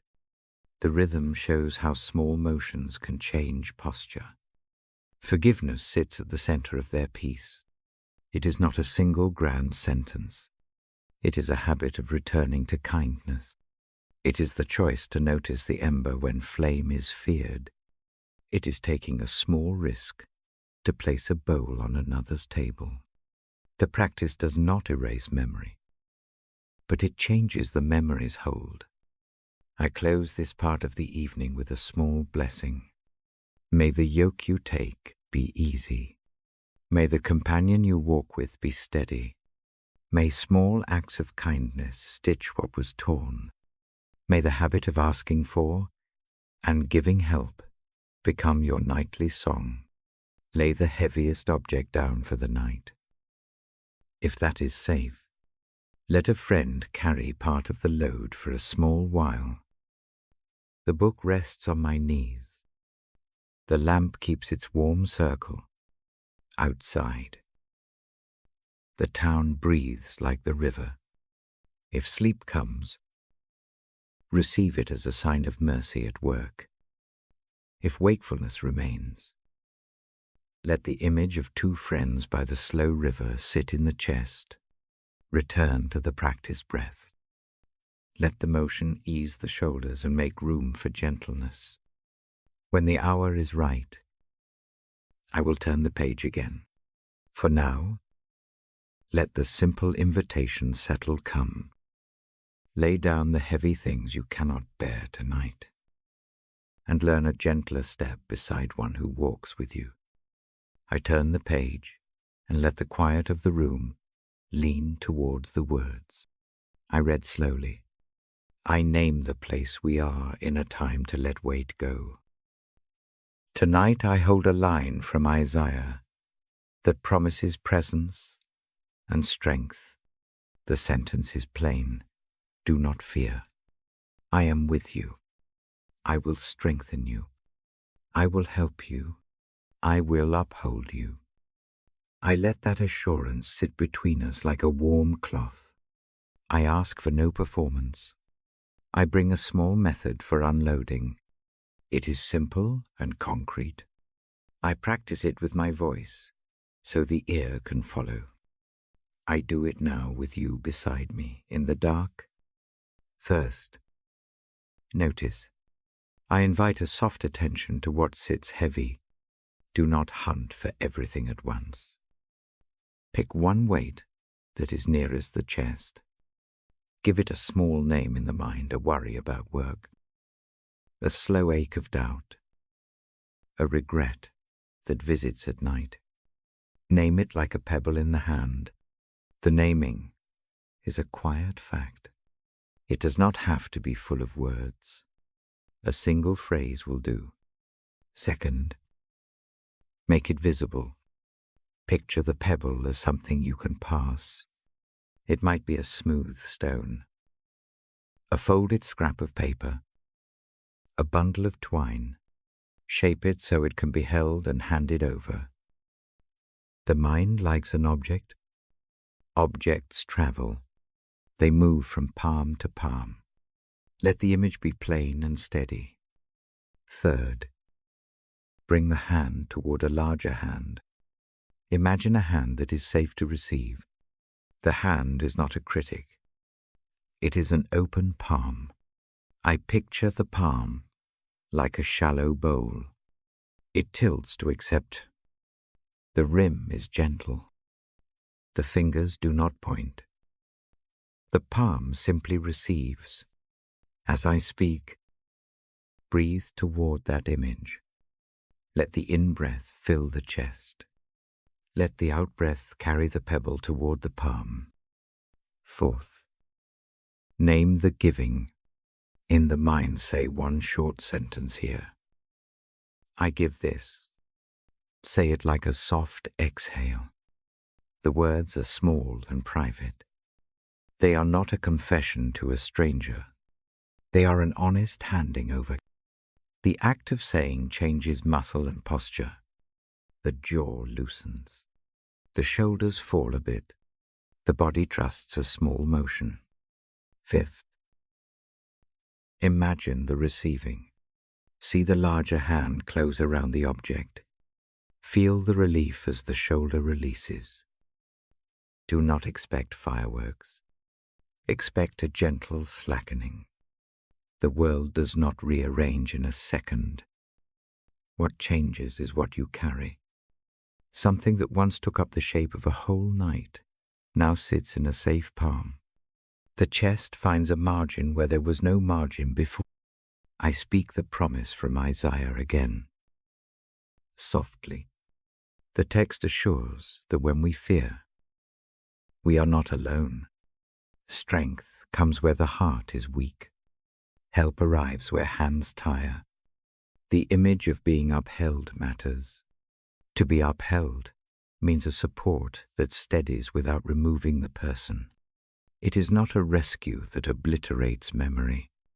It is a presence that breathes with us and keeps the footing sure. Now, a short breathing practice to embody this process. Breathe in for 4 counts. Think of the pebble. Hold for 2 counts. As you breathe out for 6 counts, picture the pebble passing from your palm into the open hand. Let the shoulders lower. Repeat 3 times. Each cycle is an action of giving and of trusting. The body learns the shape of rest by repeating small motions. I speak of what I see in the book. It compares the giving to laying a burden on a bench at the roadside. The bench is there because someone thought rest was needed. The bench is not forever. It is a temporary place. To set a burden on it does not mean it vanishes. It simply stops being carried for a while. That pause matters. Rest begins in that pause. There is also a gentle way to name trust. Trust is not certainty about all things. It is a decision to let one's weight be held a while. Try a tiny practice for trust. Picture a thin ribbon tied to the pebble. The ribbon is a small, visible thread between palm and hand.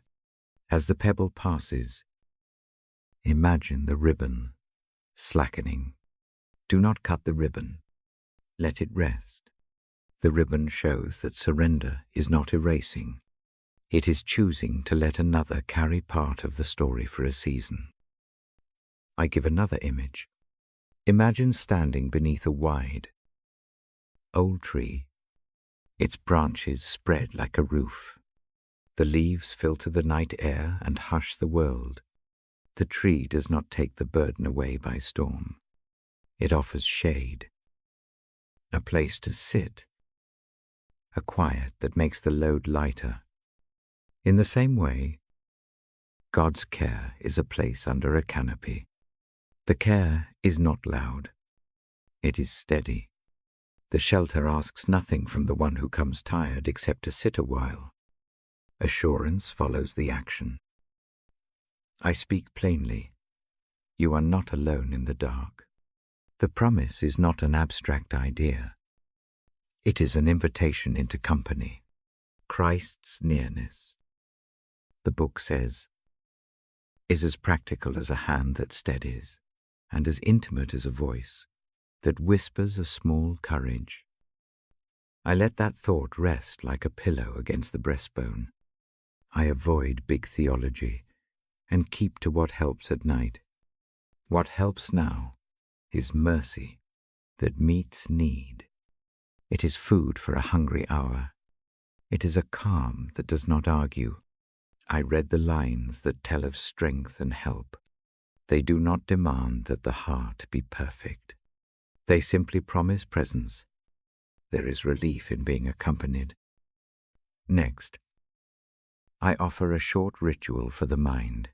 If worry returns, have a small, imagined box beside the bed. When a new worry surfaces, put a name on a slip of paper and fold it into the box. Close the lid. The act is not denial. It is an agreement that tonight is for rest.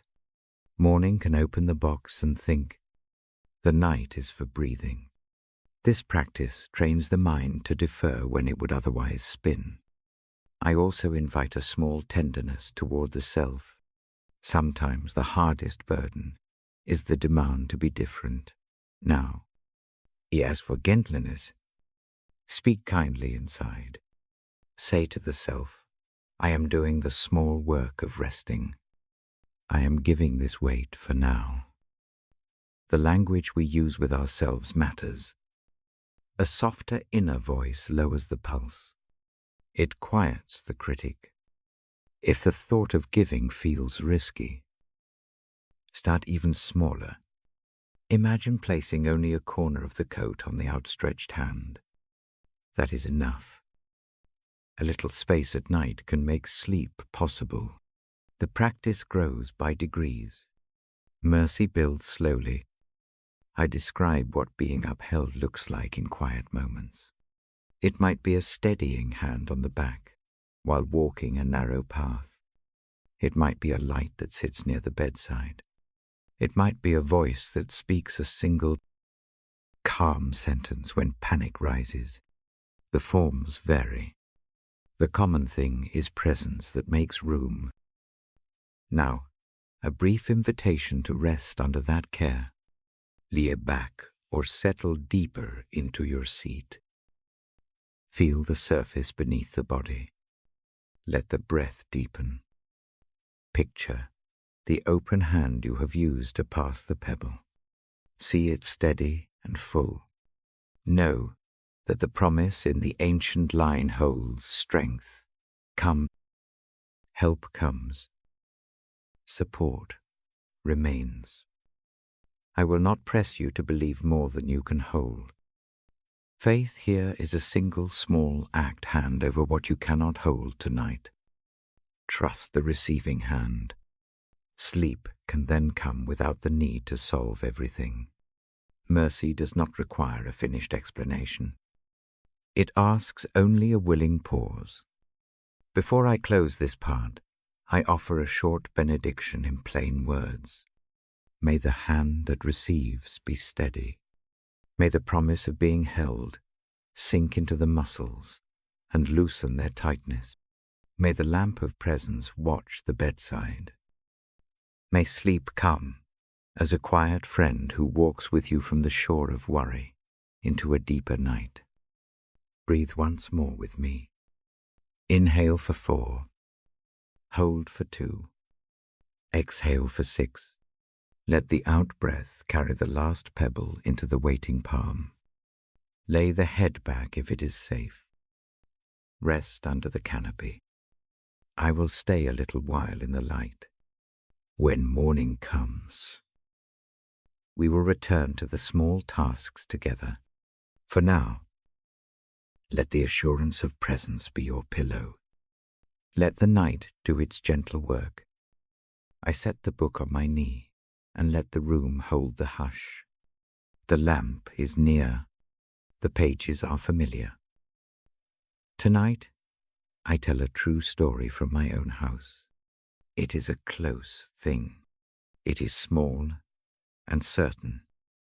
It is about a family member who slowly becomes more gentle. She is my sister. For many years she moves through the day like a person carrying a satchel of stones. Each stone is a worry or a need to prove something. The shoulders stoop. The mouth tightens around a habit of answering quickly. She keeps time by lists. Sleep seldom comes easily. The breath is short when it does. I remember mornings when coffee is a ritual and silence is heavy. She moves like someone solving a puzzle all day, as if rest will come only when the last piece fits. That energy makes good work, but it makes little space for softness. People admire the strength. It takes a long time to notice the strain behind it. One winter evening, I bring the book to her small living room. The lamp casts a warm circle across the rug. She sits on the couch with a blanket around her knees. I open the Bible and read a passage about a gentle rest. I do not read to correct or to press. I read so the breath can find a new shape. The first nights are awkward. She listens with one eye on the clock. Her fingers trace the seam of the blanket while I speak. The sentences are short. I pause often. The quiet between lines feels like a small invitation. A soft thing begins to shift without fanfare. After a week of evenings like that, she pauses before leaving the couch. She hands me a folded paper on which she has written one worry. The folded paper is only the size of a child's card. It is a small list that trembles in its creases. She asks nothing aloud.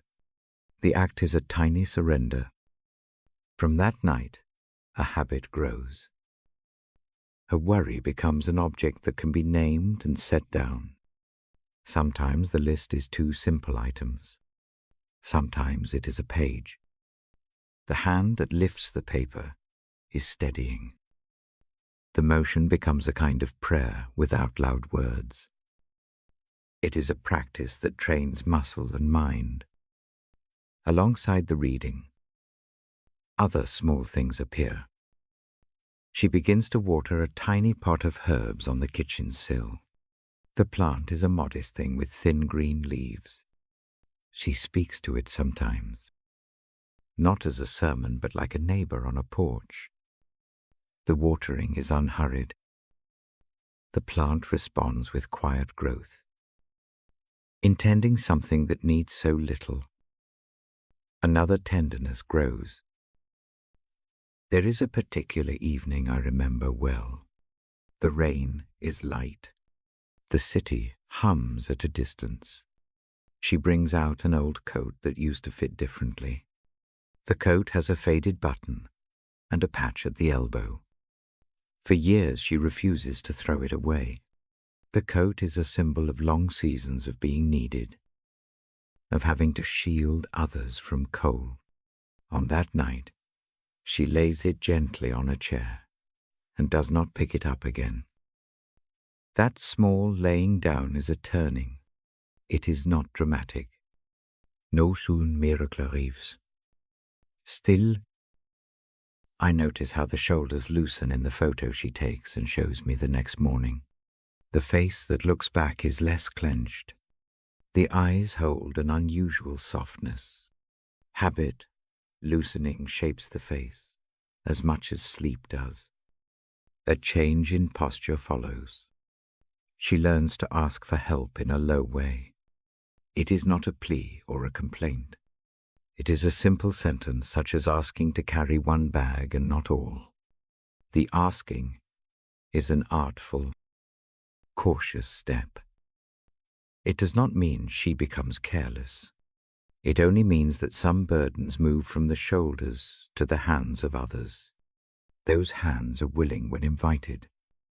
I read to her scripture that night, and the next, and the next. The words I choose are small and steady. They are about mercy and about being held. I never press a doctrine. I never demand an answer. I let the sentences be a soft lamp in the room. Slowly, she begins to sleep differently. The breath finds a longer rhythm. The jaw unclenches. She stops checking the phone 2 or 3 times before closing her eyes. Instead, she breathes in for 4 counts, holds, and lets go. The breathing pattern becomes a friend.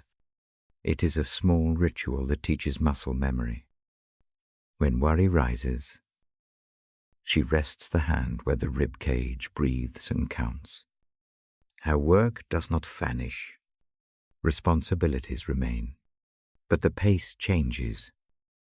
Tasks get done without the same frantic tilt. There is space for a cup of tea that is sipped and not gulped. There is room for a neighbor's call without the immediate thought of what to fix first. The body learns that rest is not a reward to be earned. It is a cushion already placed beneath the feet. Transformation here looks like the smoothing of a stone that once had sharp edges. The stone still exists. It keeps its place in the river. The water moves the edges softly. Over time, the whole surface is less jagged. This is what change often is. It is erosion and tending, not erasure. An afternoon comes when she makes tea for an older neighbor, without being asked. The small cup is placed at the door with a napkin. There is no announcement. The gesture is simple and steady. I watch from the street and know that kindness no longer depends on being driven by a tight sense of need. It comes naturally from a heart that begins to breathe. I speak gently in the readings about grace. The message is that change is not a ledger entry.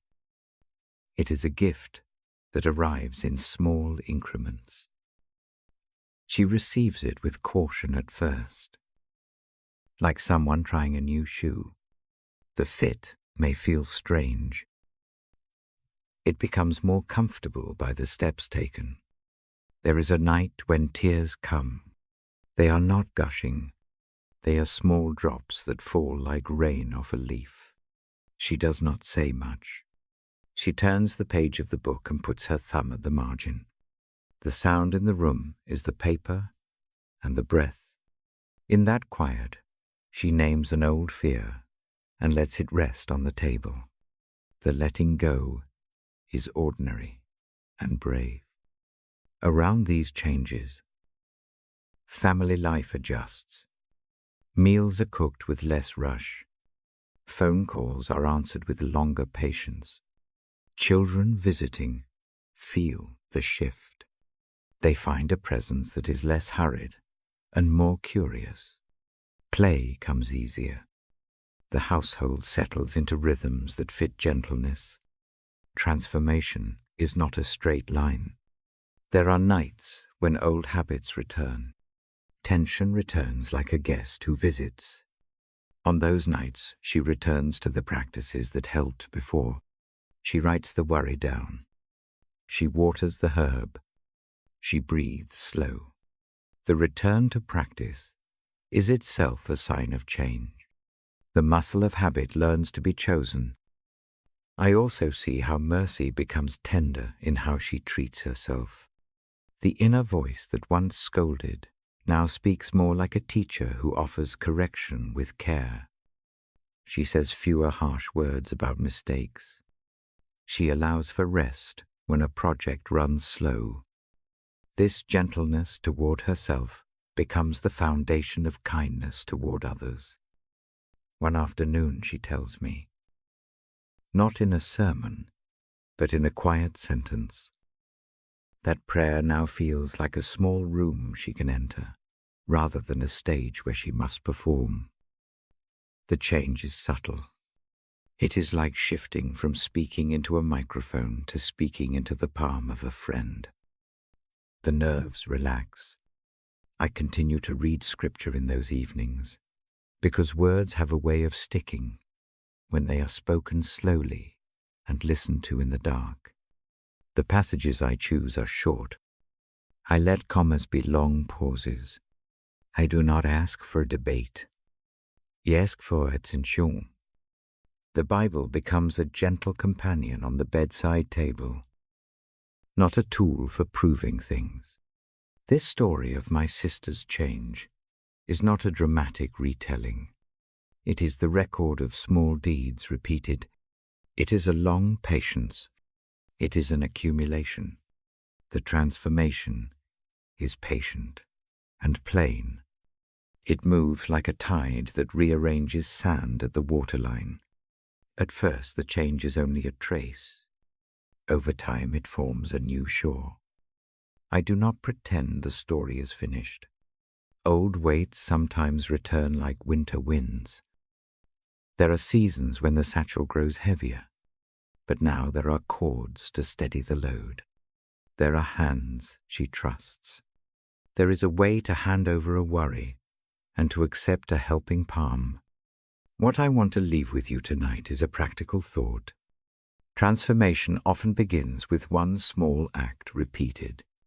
A single evening of setting down a worry is gentle. Do it many nights. Let habit and mercy do their slow work. Let grace teach the muscles of the chest to open before I close the page. Spend a moment in a small exercise I learned from her. Take a quiet breath in. Picture one small thing that feels heavy. Shape it as a pebble you can hold. Name it in one short phrase in the mind. Exhale and set the pebble on a small imagined table. Do not carry it back right now. Rest for one full, slow breath. Repeat once or twice. The motion is small. The effect is large enough for tonight. I close the book softly. The lamp keeps its glow. The story of a sister who learns gentleness rests like a soft ember in the room. If sleep comes, receive it as part of the change. If wakefulness lingers, let the image of a small pot of herbs on a sill keep you company. May the habit of one small surrender be a beginning. May the practice of breathing slow become an ally. May mercy meet you in the same soft ways it met her. Tonight, hand over one pebble. Tomorrow, consider another. The long work of transformation is patient and kind. It is a steady way toward rest. I open the book and let my thumb rest on the margin. The page feels warm. I speak slowly, as if I am lowering a voice into a soft room. Tonight, I bring a thought from an old psalm. It whispers that one may lie down and sleep in peace, because care holds us through the night. The thought is short. It is the kind of consolation that can be breathed in like air. Imagine with me a place that has not yet been visited this evening. It is a small grove of trees on a gentle slope. The grass here is long enough to bend under a hand. Fireflies blink and go on with their quiet work. A hammock swings low between two trunks. The fabric is wide and familiar. A blanket lies folded in one corner of the hammock, soft with use. No one asks for explanations in this place. The night is plain. The sky is a slow bowl of stars. I guide the body to the hammock. Walk slowly in the mind. Notice the step on cool grass. Feel tiny ridges beneath the sole of the foot. The air smells faintly of green wood and a soft, sweet plant lavender or thyme. Take that scent into the throat and let it settle for a moment. Let the shoulders drop a fraction. The chest finds a softer line. Lead on. Let the fabric cradle the back. The body sinks just enough. Bones do not press. Muscles welcome a hold that keeps without tightness. Imagine the hammock shaping itself exactly to the curve of the spine. The head tilts into a slight cradle. The neck rests on the edge. Supported. There is no pressure at the jaw. The tongue softens inside the mouth. A breeze moves through the leaves. It comes as a palm smoothing the skin. It does not rattle. It moves like a patient reader, turning a page very slowly. With each sweep of air, a small looseness travels from the shoulders down the arms, into the hands, and all the way to the fingertips. The hands let go of the day in tiny ways. Even the smallest surrender helps. I speak now a short practice. Breathe in for 4 counts. Let the breath reach the belly. Not only the chest. Hold for 2 counts. Breathe out for 6 counts. As the air leaves, imagine the hammock rocking once. Each exhale makes the sway gentler. Repeat this cycle 3 times. Each round teaches the body that movement can be restful. Each out-breath loosens the grip around the ribs. Bring attention to the feet. Picture a warm, slow current passing over them. The current is neither hot nor cold. It simply smooths the tired parts. Toes relax. Ankles soften. The current climbs up the calves. Muscle let go. The knees, often tense in the day. Unhook. Hips find their place in the fabric. Each small release makes room for something quiet to arrive. Let the current move into the belly. A calm settles there. The abdomen breathes with a steady, easy motion. Digestion slows to a gentle rhythm. Worry about small things loosens its hold. The chest grows a little wider. The lungs open without effort. With each inhalation, think of the grove's scent entering. And with each exhalation, imagine that scent carrying away one small care. The shoulders are a common storehouse of weight. Place a deliberate thought on them. No more than a single word. Name it lightly in the mind tired. Heavy. Tired. Then imagine the wind in the grove, lifting that weight like a loose leaf. The wind does not snatch. It moves the weight to a different place. Muscles along the neck unclench. The jaw softens. The face loses its hard lines. Eyes feel heavy or bright, according to the day. If they are open, let the gaze soften until only a blur remains. If they are closed, imagine the lids like petals, folding slowly, shut.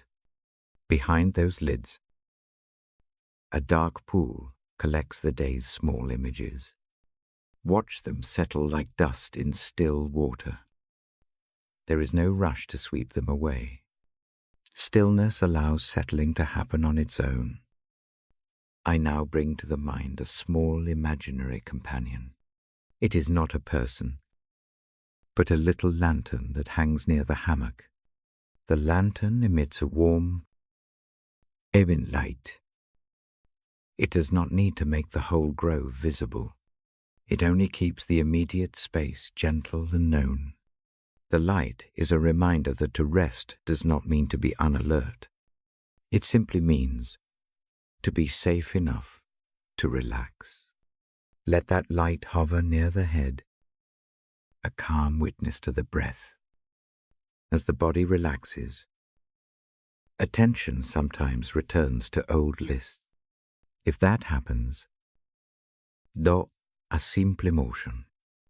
Trace a circle on the blanket with a fingertip. The circle is small and slow. Let thoughts drift through the circle and move out. No need to collect them. They can pass by like moths at the lantern. The motion trains the hand and the mind to refuse urgency for a while. I return now to the psalmic promise. I read the sense of it again in a deliberate voice. You may lie down and sleep without fear. Care will not abandon you in the long hours. Strength will come in the morning. Allow those lines to be the last ones you clutch tonight. Repeat them silently, as if naming a small friend beside you. The repeated thought does not demand proof. It asks only for trust in a simple offer. Sometimes rest resists because the mind wants resolution. To help, take a tiny act of closure. In the mind place, one small image at the edge of the hammock. It might be a folded paper with a single note on it. Later, do not open the paper. Let it sit like a bookmark. The act says to the mind, this matter is not to be solved. Now, morning will bring reason. For the night, safety is enough. I keep the sentences short here because the ear likes a slow pace. Let words fall like pebbles into still water. Wait for the rings to settle. In this waiting, mercy can move. Mercy is quiet tonight. It comes not as an explanation but as company. The company is steady and unhurried. If sleep seems reluctant, imagine the hammock lowering a little further. The trees bend kindly. A hush grows deeper.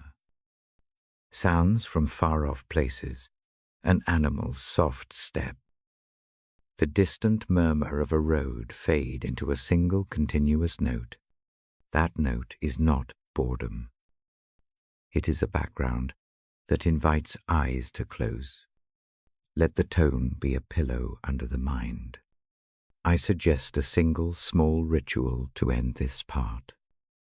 Name one short gratitude, a plain thing that softened the day. It could be a warm drink, a brief laugh, a remembered kindness. Hold the memory lightly for one inhale. On the exhale, let it rest as a lamp beneath the hammock. Gratitude is not a demand to be joyful. It is a quiet ballast that keeps the heart steady. The grove keeps its slow rhythm. The lantern remains close. The hammock rocks in a motion that is like a slow song. Rest is an allowed state of being. It is not achievement. It is not reward. It is a necessary pause. I close the book a little in my hands, but not fully. The cover is warm. The lamp in the grove blinks once more. There is a sense of completion to this small practice. The mind has found a quiet place to lie down. The body has accepted a gentler posture. Sleep may come at once, or sleep may come later. Carried on the same easy rhythm, before I go still, I offer one brief benediction in simple words. May peace find the place where the breath rests. May the heart be kept in a soft watch through the night. May small things be enough for now. When morning comes, the work of the day will return. For tonight, choose the hammock. Let the lantern keep its circle. Lie down in peace. I stay in the room a moment longer. The lamp on my table makes a matching pool of light. The book lies open at the margin. If rest comes, accept it with gratitude. If wakefulness keeps company, let these images sit quietly beside the breath. When you are ready, allow the exhale to lengthen. Let the last thought be the simple line we carried from the old psalm. Lie down and sleep in peace, because you are cared for through the night. I will turn the page when we meet again. For now, the grove waits, the hammock holds. Rest into the quiet. I turn the page with a careful thumb. The lamp makes a soft pool on the paper. I read a line that sits like a small promise. It names faith as assurance. It calls faith the quiet proof of what we hope for. The sentence is a simple one. It is meant to settle the heart. Faith, in that sense, is not a loud shout. It is a small calm. It is a hand that steadies the wrist when the night feels long. It is a kind of quiet knowing that holds without all the answers. The thought helps when worry wakes the mind. It gives a different way to carry the dark hours. Picture faith as a thin rope tied to the ankle. It is not a chain. It is a small tether when the tide of fear pulls. The rope reminds the foot where shore lies. The pull does not vanish. The rope is simply there to keep you from being swept. That image is enough. For one breath, it lets the body relax a fraction. I speak slowly and leave space. The ear can follow without strain. The mind does not need to argue. It only needs to notice the difference between holding and being held. Faith lets the holding be light. Worry can still knock at the door. Faith does not throw the door wide open and pretend the knock did not happen. It stands inside the threshold and waits with you. Try a soft exercise with me now. Breathe in for 4 counts. Think of one small worry. Keep it simple. Breathe out for 6 counts and let that worry take the shape of a small stone. In the next inhale, imagine a light the size of a candle appearing near your chest. On the exhale, place the stone in that light. Do not watch it disappear. Watch how the shoulders lower. Repeat twice more. Each cycle trains the body to move weight from the arms to a safer place. Faith is like that candle. It is not a proof list. It is a small, steady flame. It warms the immediate room. It does not need to burn down the whole night. It offers enough light to see the next step. The next step may be turning to rest. It may be setting down a name for the morning. The step does not demand a full map. The candle is faithful to the next footfall. I hold the page and remember other quiet images from our evenings here. The lamp in the chest returns. The shelf for worries waits. The harbour with a low pier opens. Faith is another small furniture piece in that room. It sits as assurance. It is not a test of how clever we are. It is a place to set a trembling hand for a while. Think of faith as a seed wrapped in a short list of promises. The seed sits in the dark. It needs little more than a patient night and a little water. It does not sprout with force. It begins slowly, unnoticed, under the soil. The work of change often moves like that. It is quiet. It is steady. It is enough for the present hour. If the mind pushes for proof, offer it a small trade. Make a bargain you can keep tonight. Say to the thinking part, very softly, let me hold this small doubt for one breath, and practice trust for one breath. The bargain is tiny. The practice is gentle. The mind can try it and not feel betrayed. Often the act of allowing this tiny test calms the machine of anxiety. I read the passage again in a measured tone. The words do not press doctrine. They offer a posture. Faith is the assurance of things hoped for. The phrase feels like a cushion beneath the jaw. It is not a list of conditions. It is a trust that leans into what is not yet visible. For the night, that leaning is practical. It lightens the load of questions that demand immediate solutions. I tell a short image next. Imagine you are on a small boat. The night is wide. The oars are tiring. On the shore, a lantern swings. You cannot cross by sight alone. The lantern gives a line and a place to aim. You row with small measured strokes. You do not need to see every wave. The lantern gives enough of a promise to steady the hands. Faith is that lantern for the night. This faith is not a call to be brave in a way that exhausts the body. It is not a demand to care less. It is an allowance to rest while still being honest. Honesty and trust can sit together. To be honest about fear is also to let a small kindness take part of it. This is mercy in practice, and it is gentle. I guide another breathing practice that ties this thinking to the body. Place a palm on the chest. Breathe in for 4 counts and feel the palm rise.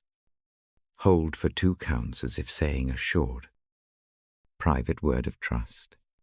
Breathe out for 6 counts and imagine the palm pressing the little stone of the worry into a safe palm beside you. Allow the shoulders to fall. Do this 3 times. The body learns the language of surrender through motion. If images help, try picturing a bridge at night. The bridge is lit only for a few yards. You do not need to see the full span. You only need to trust the next lit board. Take 1 slow step. Take another. Faith secures the next planked step. Sleep may be the bridge to morning. It is not a blind leap. It is a sequence of small confidences. I do not promise that all questions will be answered by dawn. I promise only that company is present in the dark. The presence is not a tidy explanation. It is a steady attendance. A small voice in the heart repeats that care has not withdrawn. The voice is a companion. It is a reason to set 1 stone down and allow the night to do its work. There are nights when trust feels brittle. Start smaller. Let faith be a thread you tie to the pebble rather than the whole pack. Let that thread be visible. Let it be a slender ribbon. On weary nights, the ribbon helps. The ribbon shows you that surrender is not loss. It is reallocation. It keeps a connection while you rest. I ask you now to imagine a very small ritual. Place the palm on the lap. Close the eyes if that feels safe. Name 1 hope in 3 words or fewer. Make it simple. Hold it for an inhale. Let the exhale put that hope into the chest lamp. Do not demand more. Do not promise big changes. Let the act itself be a small trust. Repeat once. The ritual is tiny. but it teaches muscles to accept rest. Faith also helps when memories replay like a late radio. The assurance it brings is not about forgetting. It is about changing the living weight of memories. Imagine an old record with a scratch that keeps returning to the same line. Faith does not erase the scratch. It helps move the needle past it and continue listening to an entire song. The song holds more than a single error. The full listening is possible when the needle moves.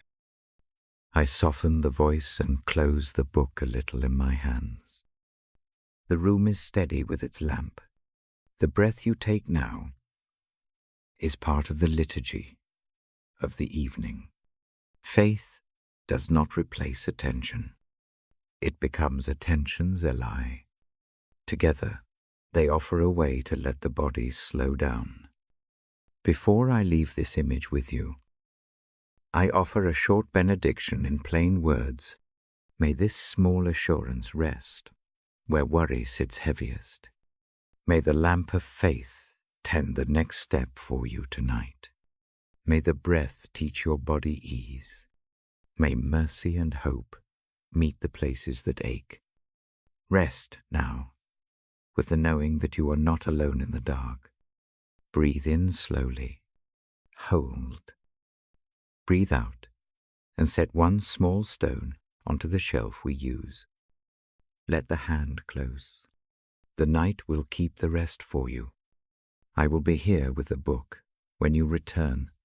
For now, let faith be the quiet warmth at your breast. Let sleep come as a friend that walks beside the lamp. I turn the page with the same care I have used all evening. The paper sighs under my thumb. The lamp keeps its small circle of light. I speak slowly and plainly, as if the words themselves can soften the room. Tonight, I read from a place that names a steady love. The passage I hold, Romans 8:3, 8:39, says, in its sense, that nothing can push this love away. Not height, not depth, not time, not the strongest fear, not the loneliest hour. The idea is not a theological puzzle this late. It is a plain assurance that something larger holds near. Listen with your whole breath. Imagine love as an underground root. It reaches under the soil of life. Roots do not show themselves all at once. They burrow. They widen. They hold the tree when wind comes. The root's work is quiet. Your nights can lean on that same unseen hold. The language I use is small. It gives room. Let the picture remain simple. Think of a cloak that wraps without tightness. The cloak does not push. It settles over shoulders and keeps warmth. It remembers the shape of the one it covers. There is a care in that remembering. Let the cloak be a quiet image for this hour. If the chest loosens a fraction at the thought, let that be enough. Breathe in slowly with me. The rhythm is soft. Breathe in for 4 counts. Hold a gentle moment. Breathe out for 6 counts. Each out-breath is a tiny handing over. On the inhale, name one worry. Keep it very small. On the exhale, imagine that worry laid into the folds of the cloak. The cloak is not a place to forget history. It is a place that receives what you cannot hold tonight. The ancient words I read do not promise a painless life. They promise a presence that refuses to abandon. Imagine standing on a long shore. The tide does not take the land, but it walks in and out and shapes the coast slowly. Love is like that tide. It comes toward you from places you cannot always see. It meets you in steady waves. Let the tide be a low sound in the back of the mind now. If thinking about cosmic images feels too large, try something ordinary. Picture a small pot on a windowsill. A tiny green shoot grows there. Someone has tended it for a while.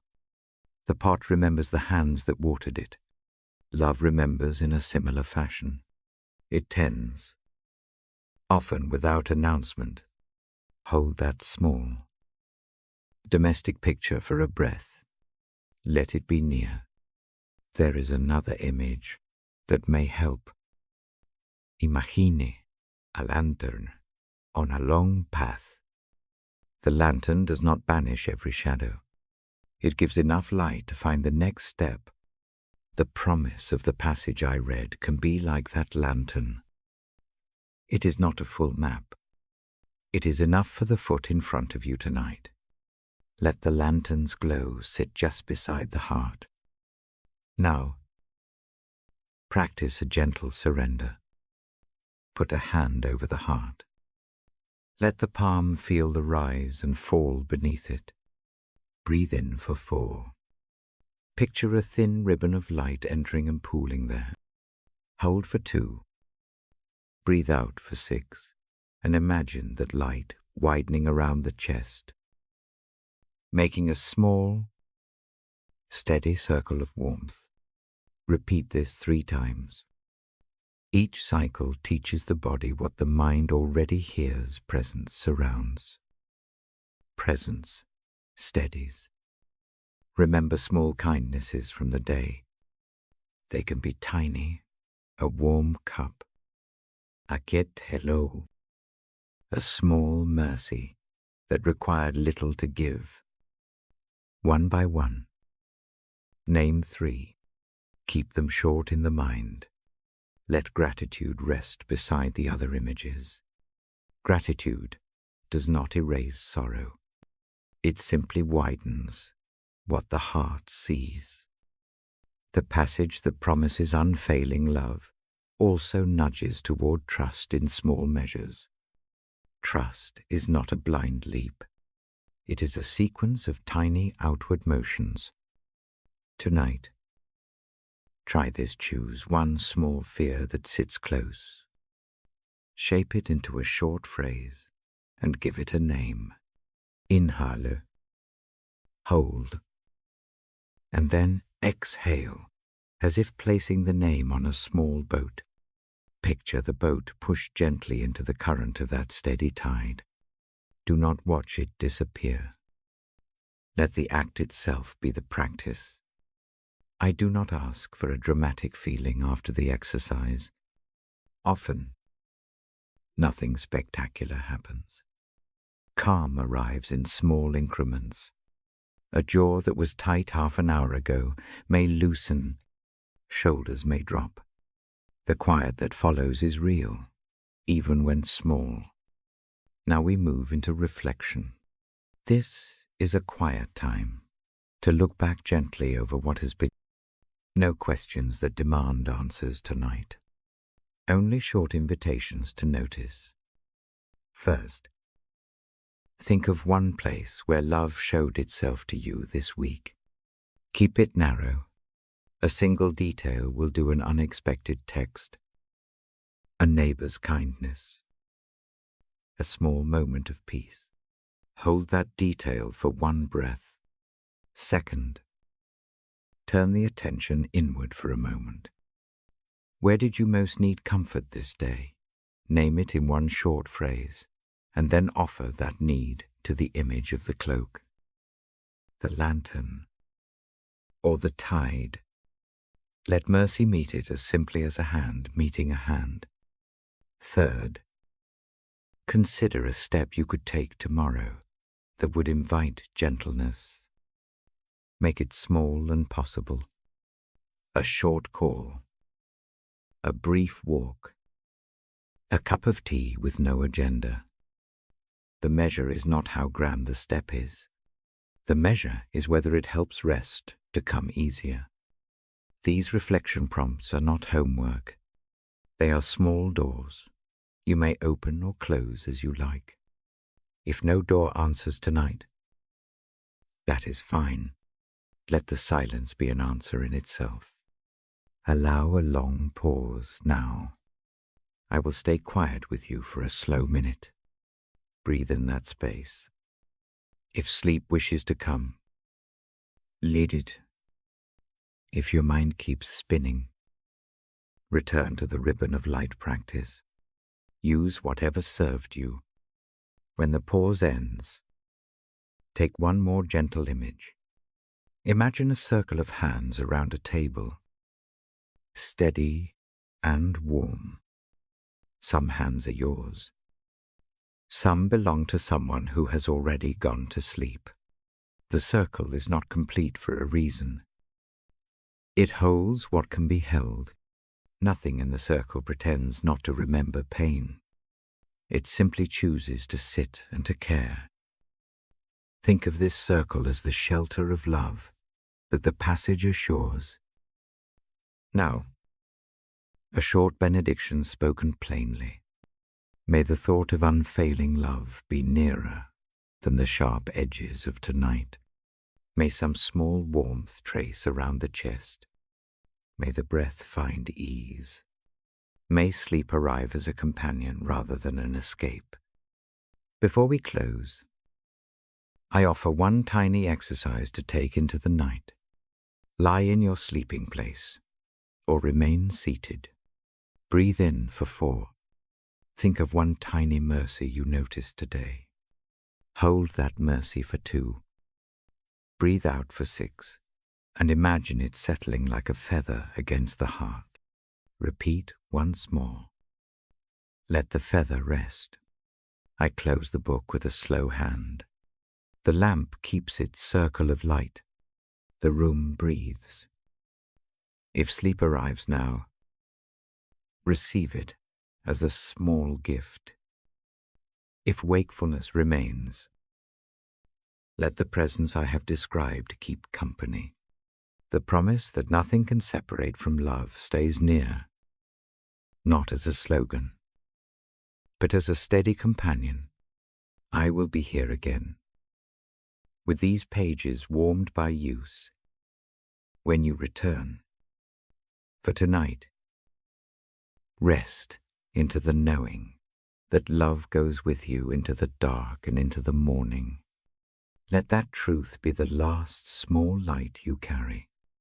I set the book down for a moment and listen to the room. The lamp breathes a soft light. I keep my voice low. The pace is slow. Tonight, I ask you to look back over the day with me. This is not an inquiry. It is a gentle review. It helps the heart notice where peace touched the edge of the day. Begin by settling. Find the most comfortable position. Let the body soften into the mattress or the chair. Place a hand where the breath moves most easily. Close the eyes if that feels safe. Breathe in for 4 counts. Hold a quiet beat. Breathe out for 6. Repeat until the edges of the day feel less sharp. I invite you to trace 3 small moments, not big achievements, not the loud things, just 3 soft places where something in you felt right. The moments may be short. They may be almost invisible. That is fine. The practice is to notice, not to judge. First, recall a morning fragment. It might be a cup of warmth cradled in your hands. It might be a short word from someone who did not know how much you needed it. Picture that moment slowly. Where were you? What did the light look like on your skin? What sound overlapped it? Hold the image of breath. Let the body remember the shape of ease that lived there. Second, find a midday or afternoon trace. Maybe a pause between tasks. Maybe a tidy corner of completed work. maybe a small kindness, given or received. Imagine the sensation in your shoulders at that moment. Did the chest loosen? Did a jaw unclench? Breathe into the place and let the memory expand for a moment. Third, reach for a quiet thing from the evening, a face you saw, a prayer you offered in a whisper, a small decision to step away from a harsh exchange. Let the scene come without forcing it. Notice the quiet fact of mercy in that moment. If nothing obvious appears, imagine a soft image you wish had happened and place it gently beside the other two. Now, for each moment, offer a short gratitude. Keep it simple. Say in the mind, "Thank you for this." Name the thing you are grateful for in a few words. If words are hard, let a breath carry the thanks. Imagine the gratitude as a small ribbon of light. Tie it to the exact place in your memory where the peace lives.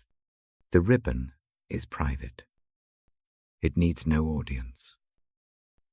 I will guide you through one example as a way to practice. Think of the morning cup. See it again. Feel the cup warm against the palm. Hear the slight sound of the lid or the kettle. Breathe in. On the out-breath, say softly, "Thank you." Feel the thank you settle like a pebble placed on a shelf. The pebble does not erase struggle. It marks a place where calm arrived. Leave the pebble there for a night. If a memory does not come easily, do not push. Instead, notice one small, pleasant detail from the day, maybe a color by the roadside, a bird on a wire, the softness of a sweater. The practice trains attention to find small good things and to hold them deliberately. Over time, this habit shifts the mind's default from scanning danger to noticing care. As you collect these moments and tie ribbons of thanks, be gentle with yourself about the times you did not feel peace. Those places matter too. Instead of forcing them into neat boxes, acknowledge them and then offer them for rest. Name one such difficulty briefly.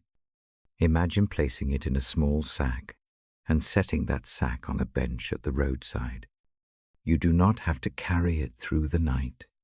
Say quietly, "I will think of this later. For now, I rest." I suggest a short breath and memory pattern to help. Breathe in for 4 counts and hold the image of the first moment. Hold for 2 counts. Breathe out for 6 counts and quietly say the name of your gratitude. Repeat for the second and third moments. The breath anchors the memory in the body. The gratitude becomes a steadying force. Take a moment to notice how the body responds. Does the belly feel a degree softer? Do the hands unclench if any part remains tight? Breathe into that place and imagine the ribbon of light wrapping it tenderly. The light does not erase experience. It makes a small room around it. There is a companion practice I offer here. It is forgiving the small harms that keep you awake. Choose one small thing that tugged at the heart today, an offhand word, a withheld call. Omischance. Name it briefly in your mind.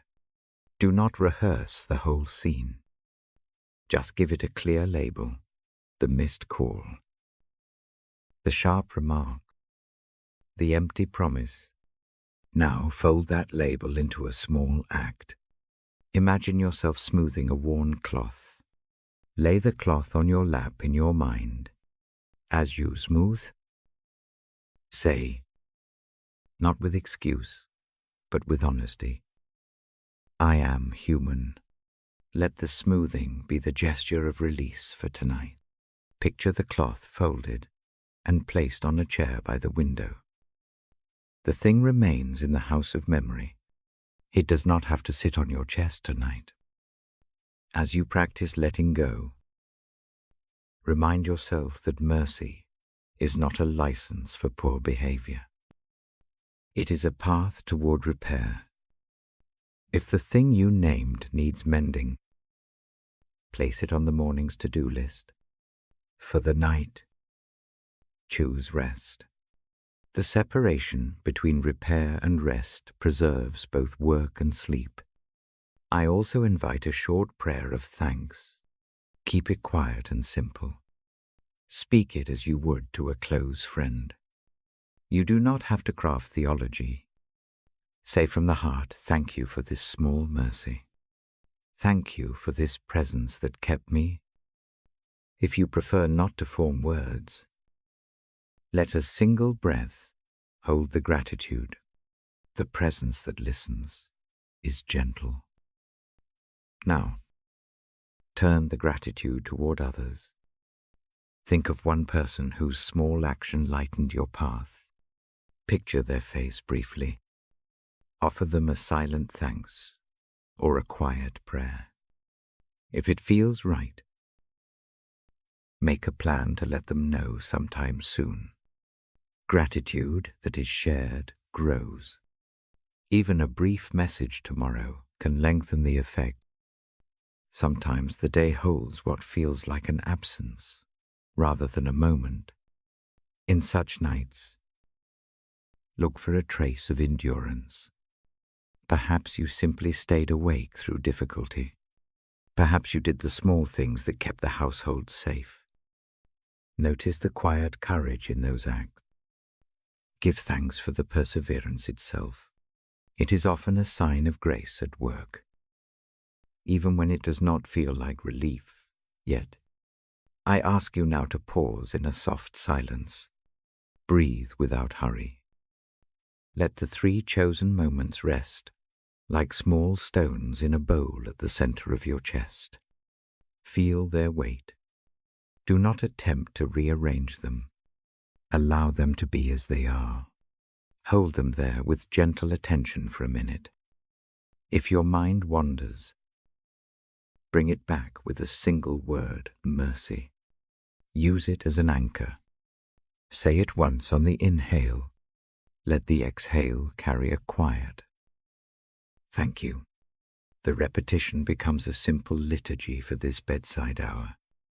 Before I move on, I offer one more practice to make this reflection practical. Name one small act you can do tomorrow that follows from tonight's gratitude. Keep it tiny. A call. A short walk with someone. A geared note left on a table. Write that act on a mental sticky note.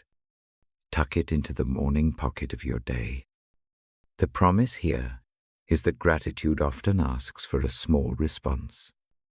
The response need not be dramatic. It can be patient and kind.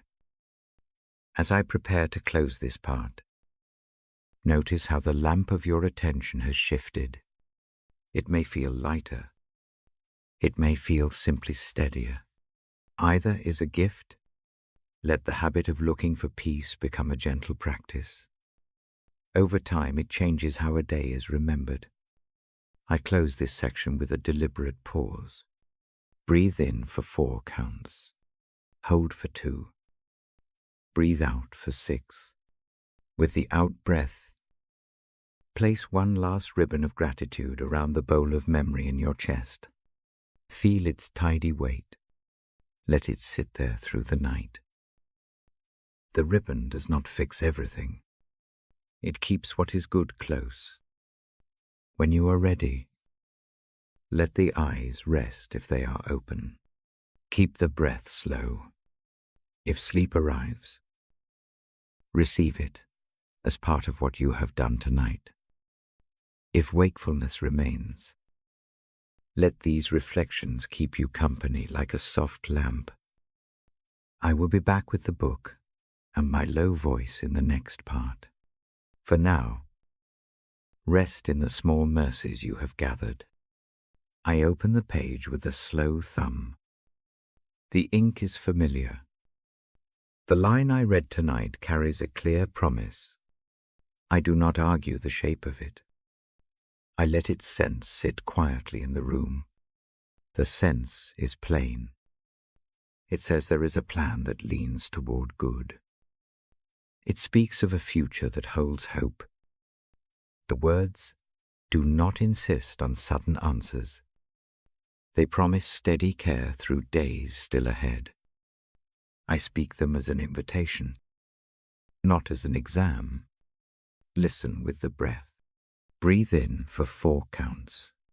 Hold for 1. Breathe out for 6. Do this once or twice as I speak.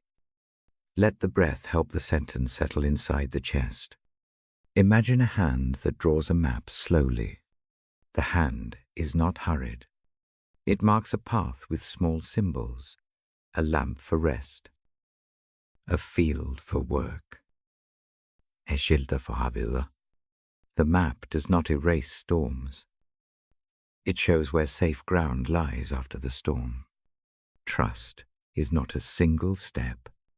It is moving from one symbol to the next, guided by a steady hand. The promise in the page speaks of welfare. Welfare here. Names. Basic tending. It is food that arrives when hunger gnaws. It is a roof when rain presses down. It is a quiet chair to sit in when the knees get tired. The word is not grand. It is practical warmth. It also speaks of peace. Peace does not mean a life without any noise. It means a room inside the noise where the heart can breathe. It is a place by a low fire where the body can stop its running. The peace given is not a quick fix. It is a presence that keeps company through the dark hours. I offer a small practice that grows out of this picture. Take a single quiet minute. Shape one small hope into 3 words.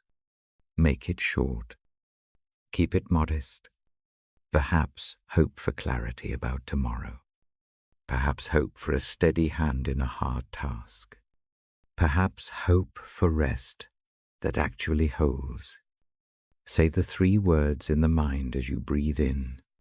On the out-breath, imagine placing those words into a small jar on the bedside table. Close the jar gently in the mind. The action is tiny. It is a promise you leave with the night. Do not try to map out a full life tonight. The gesture is not a plan for every step. It is a trust that the path will be cared for 1 foot at a time. Small acts of surrender often free the body to sleep. There is a way the book suggests we see a future. Picture a gardener at the edge of a field. The gardener does not expect every seed to sprout overnight.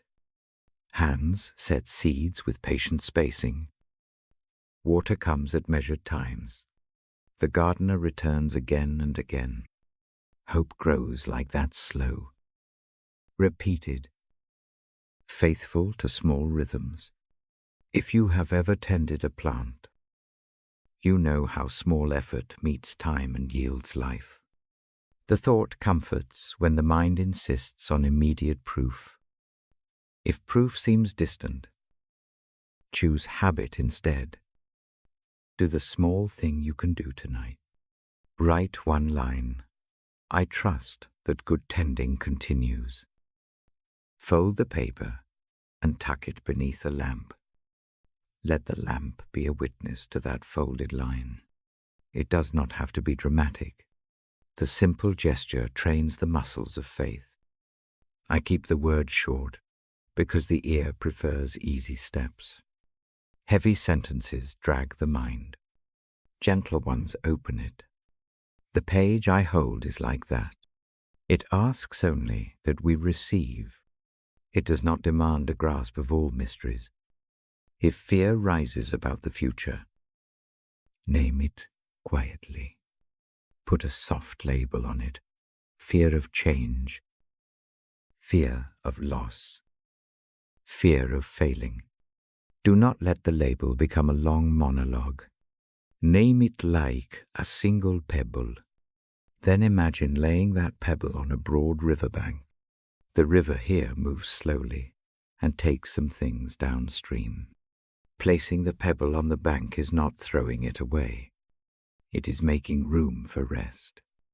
I paraphrase the promise again in a short way. The plan is for welfare and for peace. A future that holds hope. Let the sentence be a simple lamp in your mind. Repeat it slowly 2 or 3 times as you breathe. Each repetition is a small anchor. There is no pressure to feel great right away. Trust often appears as a faint line at first. Do not judge how thin or bold that line is. Tiny beginnings are part of the work.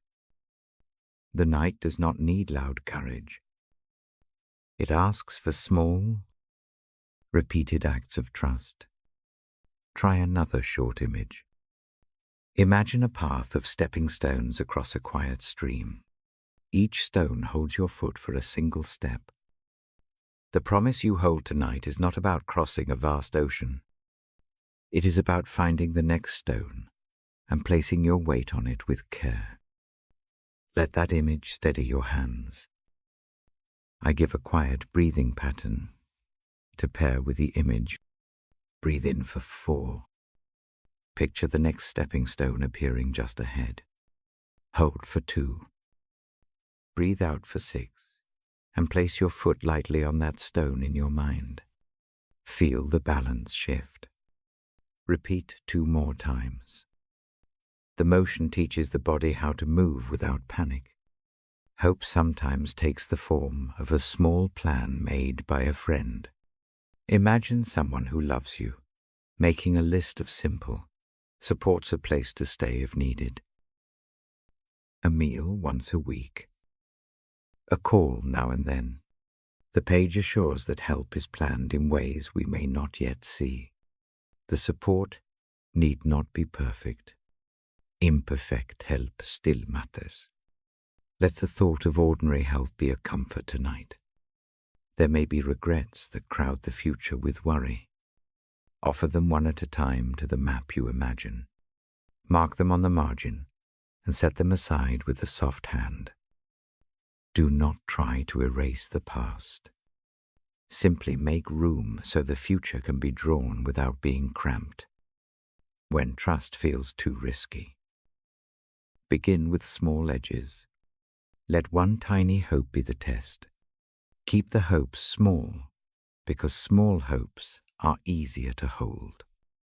When small hopes are repeated, larger trust grows like ivy over a wall.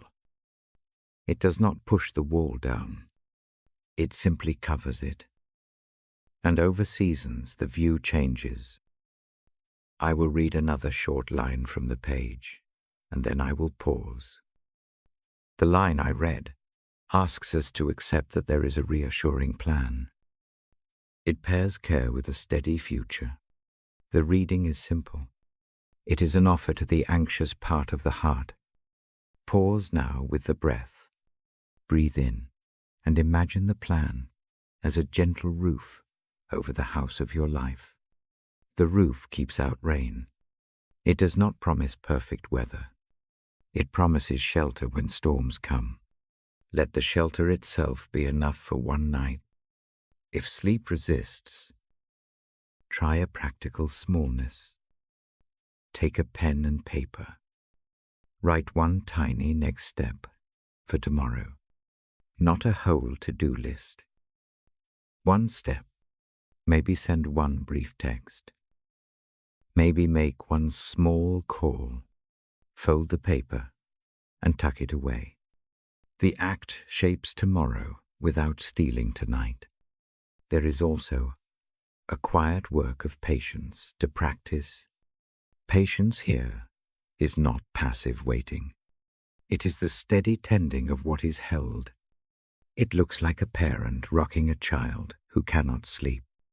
The rocking is not dramatic. It is persistent and soft.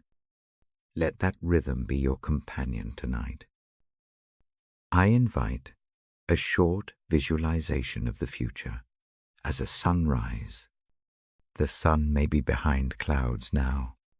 It may not push them entirely away at once. Still. Light grows slowly at the horizon. Hold the image of the light increasing in a thin band. With each breath, imagine that light rising a fraction. Do not demand full daylight. The small increase is progress. Before I close this part, offer a short prayer in the mind. Keep no long theology. Speak one honest sentence. Thank you for plans that tend, and for a future that holds hope. Let the prayer be a soft sigh. You do not need to make it eloquent. Simplicity often unwraps relief. I place a tiny practice before sleep. Choose one habit that will remind you of the promise each night. It could be placing a small stone by the bedside, writing one hope on a card, or lighting a low lamp for a few minutes. Make the habit small and predictable. Repetition turns it into a lodging place for the prayer of hope. The page in my hands tells us that peace is a gift toward which the plan moves. Accepting that gift does not mean pretending all is well. It means choosing to rest in what is given now. Let rest be the small first obedience to the promise. I prepare to close the book for a little while. The room keeps the same soft light. The breath has slowed in a few places. If sleep comes soon, let it be a sign of the promise, working its quiet way. If wakefulness lingers, let the images sit like gentle lamps at the bedside. Before I put the book down, I place one final invitation. Pick one small hope you can trust tonight. Speak it once in the mind. Breathe it in. Breathe it out into the safe palm of the promise you have heard. Leave it there. Tomorrow can begin with one small step toward that hope. I will remain a moment in silence. In that silence, let the thought of a steady plan for welfare and for peace rest near your heart. When the time comes, the next part will be a final blessing and an invitation to sleep. For now, keep the breath slow and the hope small. Let the night make space for what tomorrow will bring. I come back to the lamp and the book for one last quiet hour. My voice is very soft. The pages rest warm beneath my hand. The room holds the slow sound of breathing. I speak to you as one who reads by the bedside. I keep my words small and slow. I ask you to settle where you are. Let the body find a comfortable shape. Allow one small shift if it helps. A blanket can fold over the knees. A pillow can lift the neck just a bit. Close the eyes if that is safe. If they stay open, soften the gaze. The house breathes with you. I breathe with you now. Inhale for 4 counts. Hold gently for 2. Exhale for 6. Repeat this 3 times. Each cycle makes the room a little wider. Each out-breath takes a thin worry away. Breathe without hurry. The breath is a steady friend tonight. I speak a short passage from the book I hold. It speaks of blessing that follows a life. The tone is calm. The lines promise care that does not turn away. It says that help comes when hands grow tired. That strength is present for the weak hour. and that peace can settle where worry once sat. I do not explain the words at length. I let them be like a lamp placed on a table. Imagine now a warm, wide cloak. I picture it laid open beside you. It is not heavy. It carries no sharp edge. Slip one shoulder into it in your mind. Feel the fabric as a soft warmth across the back. The cloak remembers the shape of the one it covers. It presses, no demands. It holds. I move to a small image of healing. See a hand placed on a brow. The touch is calm and steady. It is not a rush to fix everything at once. The touch moves like a slow tide that eases the sharpness away. Feel that motion near the heart. Let a tiny looseness happen in the chest. Trust small mercies. Now, place one worry in your lap as if it were a pebble. Name it in one short phrase inside your mind. Keep the phrase quiet. Hold the pebble with both hands. Take a breath in and, on the out-breath, pass the pebble slowly into the waiting cloak. Watch. In the imagination, the cloak, close gently over it. The shoulder relaxes a little more. I speak a low promise from the passage again. It reminds me that no night holds final judgment. The dark is a time for rest. Strength will come with morning light. Hope rests like an ember, not a blaze. Let that small ember warm the inside of the chest tonight. I guide a small practice for the heart. Place a hand over the place where the breath moves most. Feel its rhythm. With each inhale, imagine a thin thread of light slipping into the palm. With each exhale, picture the light spreading a little farther around the ribs. The motion is slow. The touch is kind. The light is not bright. It is steady. If pain or sorrow sits near the ribs, name it compassionately. Say nothing loud. In the mind place, the thought on the edge of the cloak. The cloak will not erase memory. It will shelter it for a while. Let the body learn that certain burdens may rest somewhere else tonight. I speak of healing as a presence, rather than an event. Healing can come like slow rain soaking parched ground. The first drops do little. Over time, a new greenness appears. Do not expect a sudden bloom. Let small care do its quiet work. Keep faith with patient motion. I ask you now to picture a small lamp at the feet of your bed. The lamp glows softly. It does not push away night. It keeps only a small circle of warmth. Imagine its glow reaching to the place behind the heart. The glow is a kind of company. Let the company be enough for this hour. If fears come back, breathe them out onto the pillow. Imagine the pillow as a soft surface that receives any hurt spoken into it.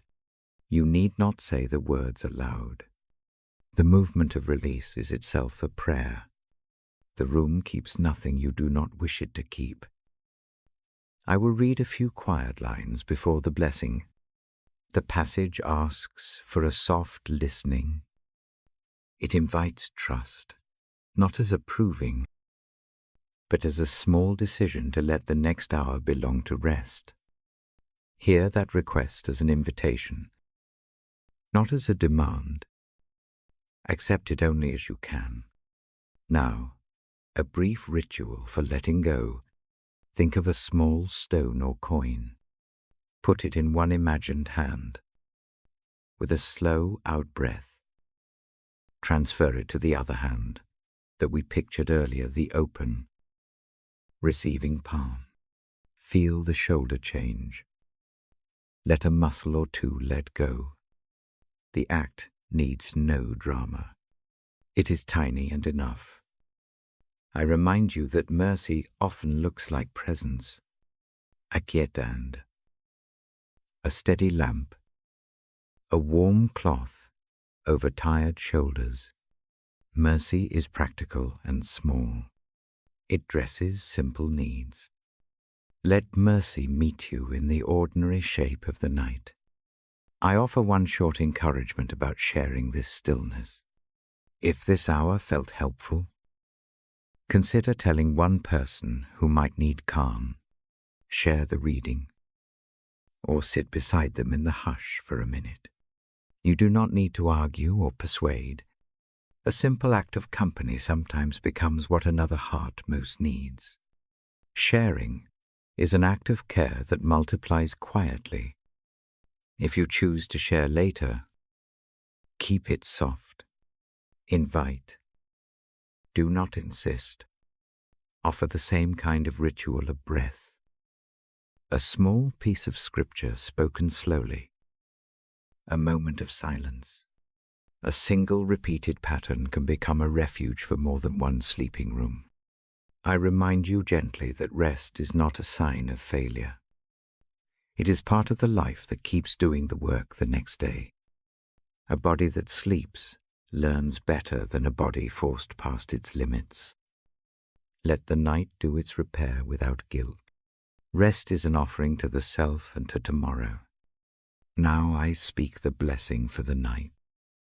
I lay my hand in the air like a benediction. I ask that your heart find a margin for peace. I ask that your breath be steady and your muscles soften. I pray, in this low and human way, that healing touch find the places that ache. I do not promise instant change.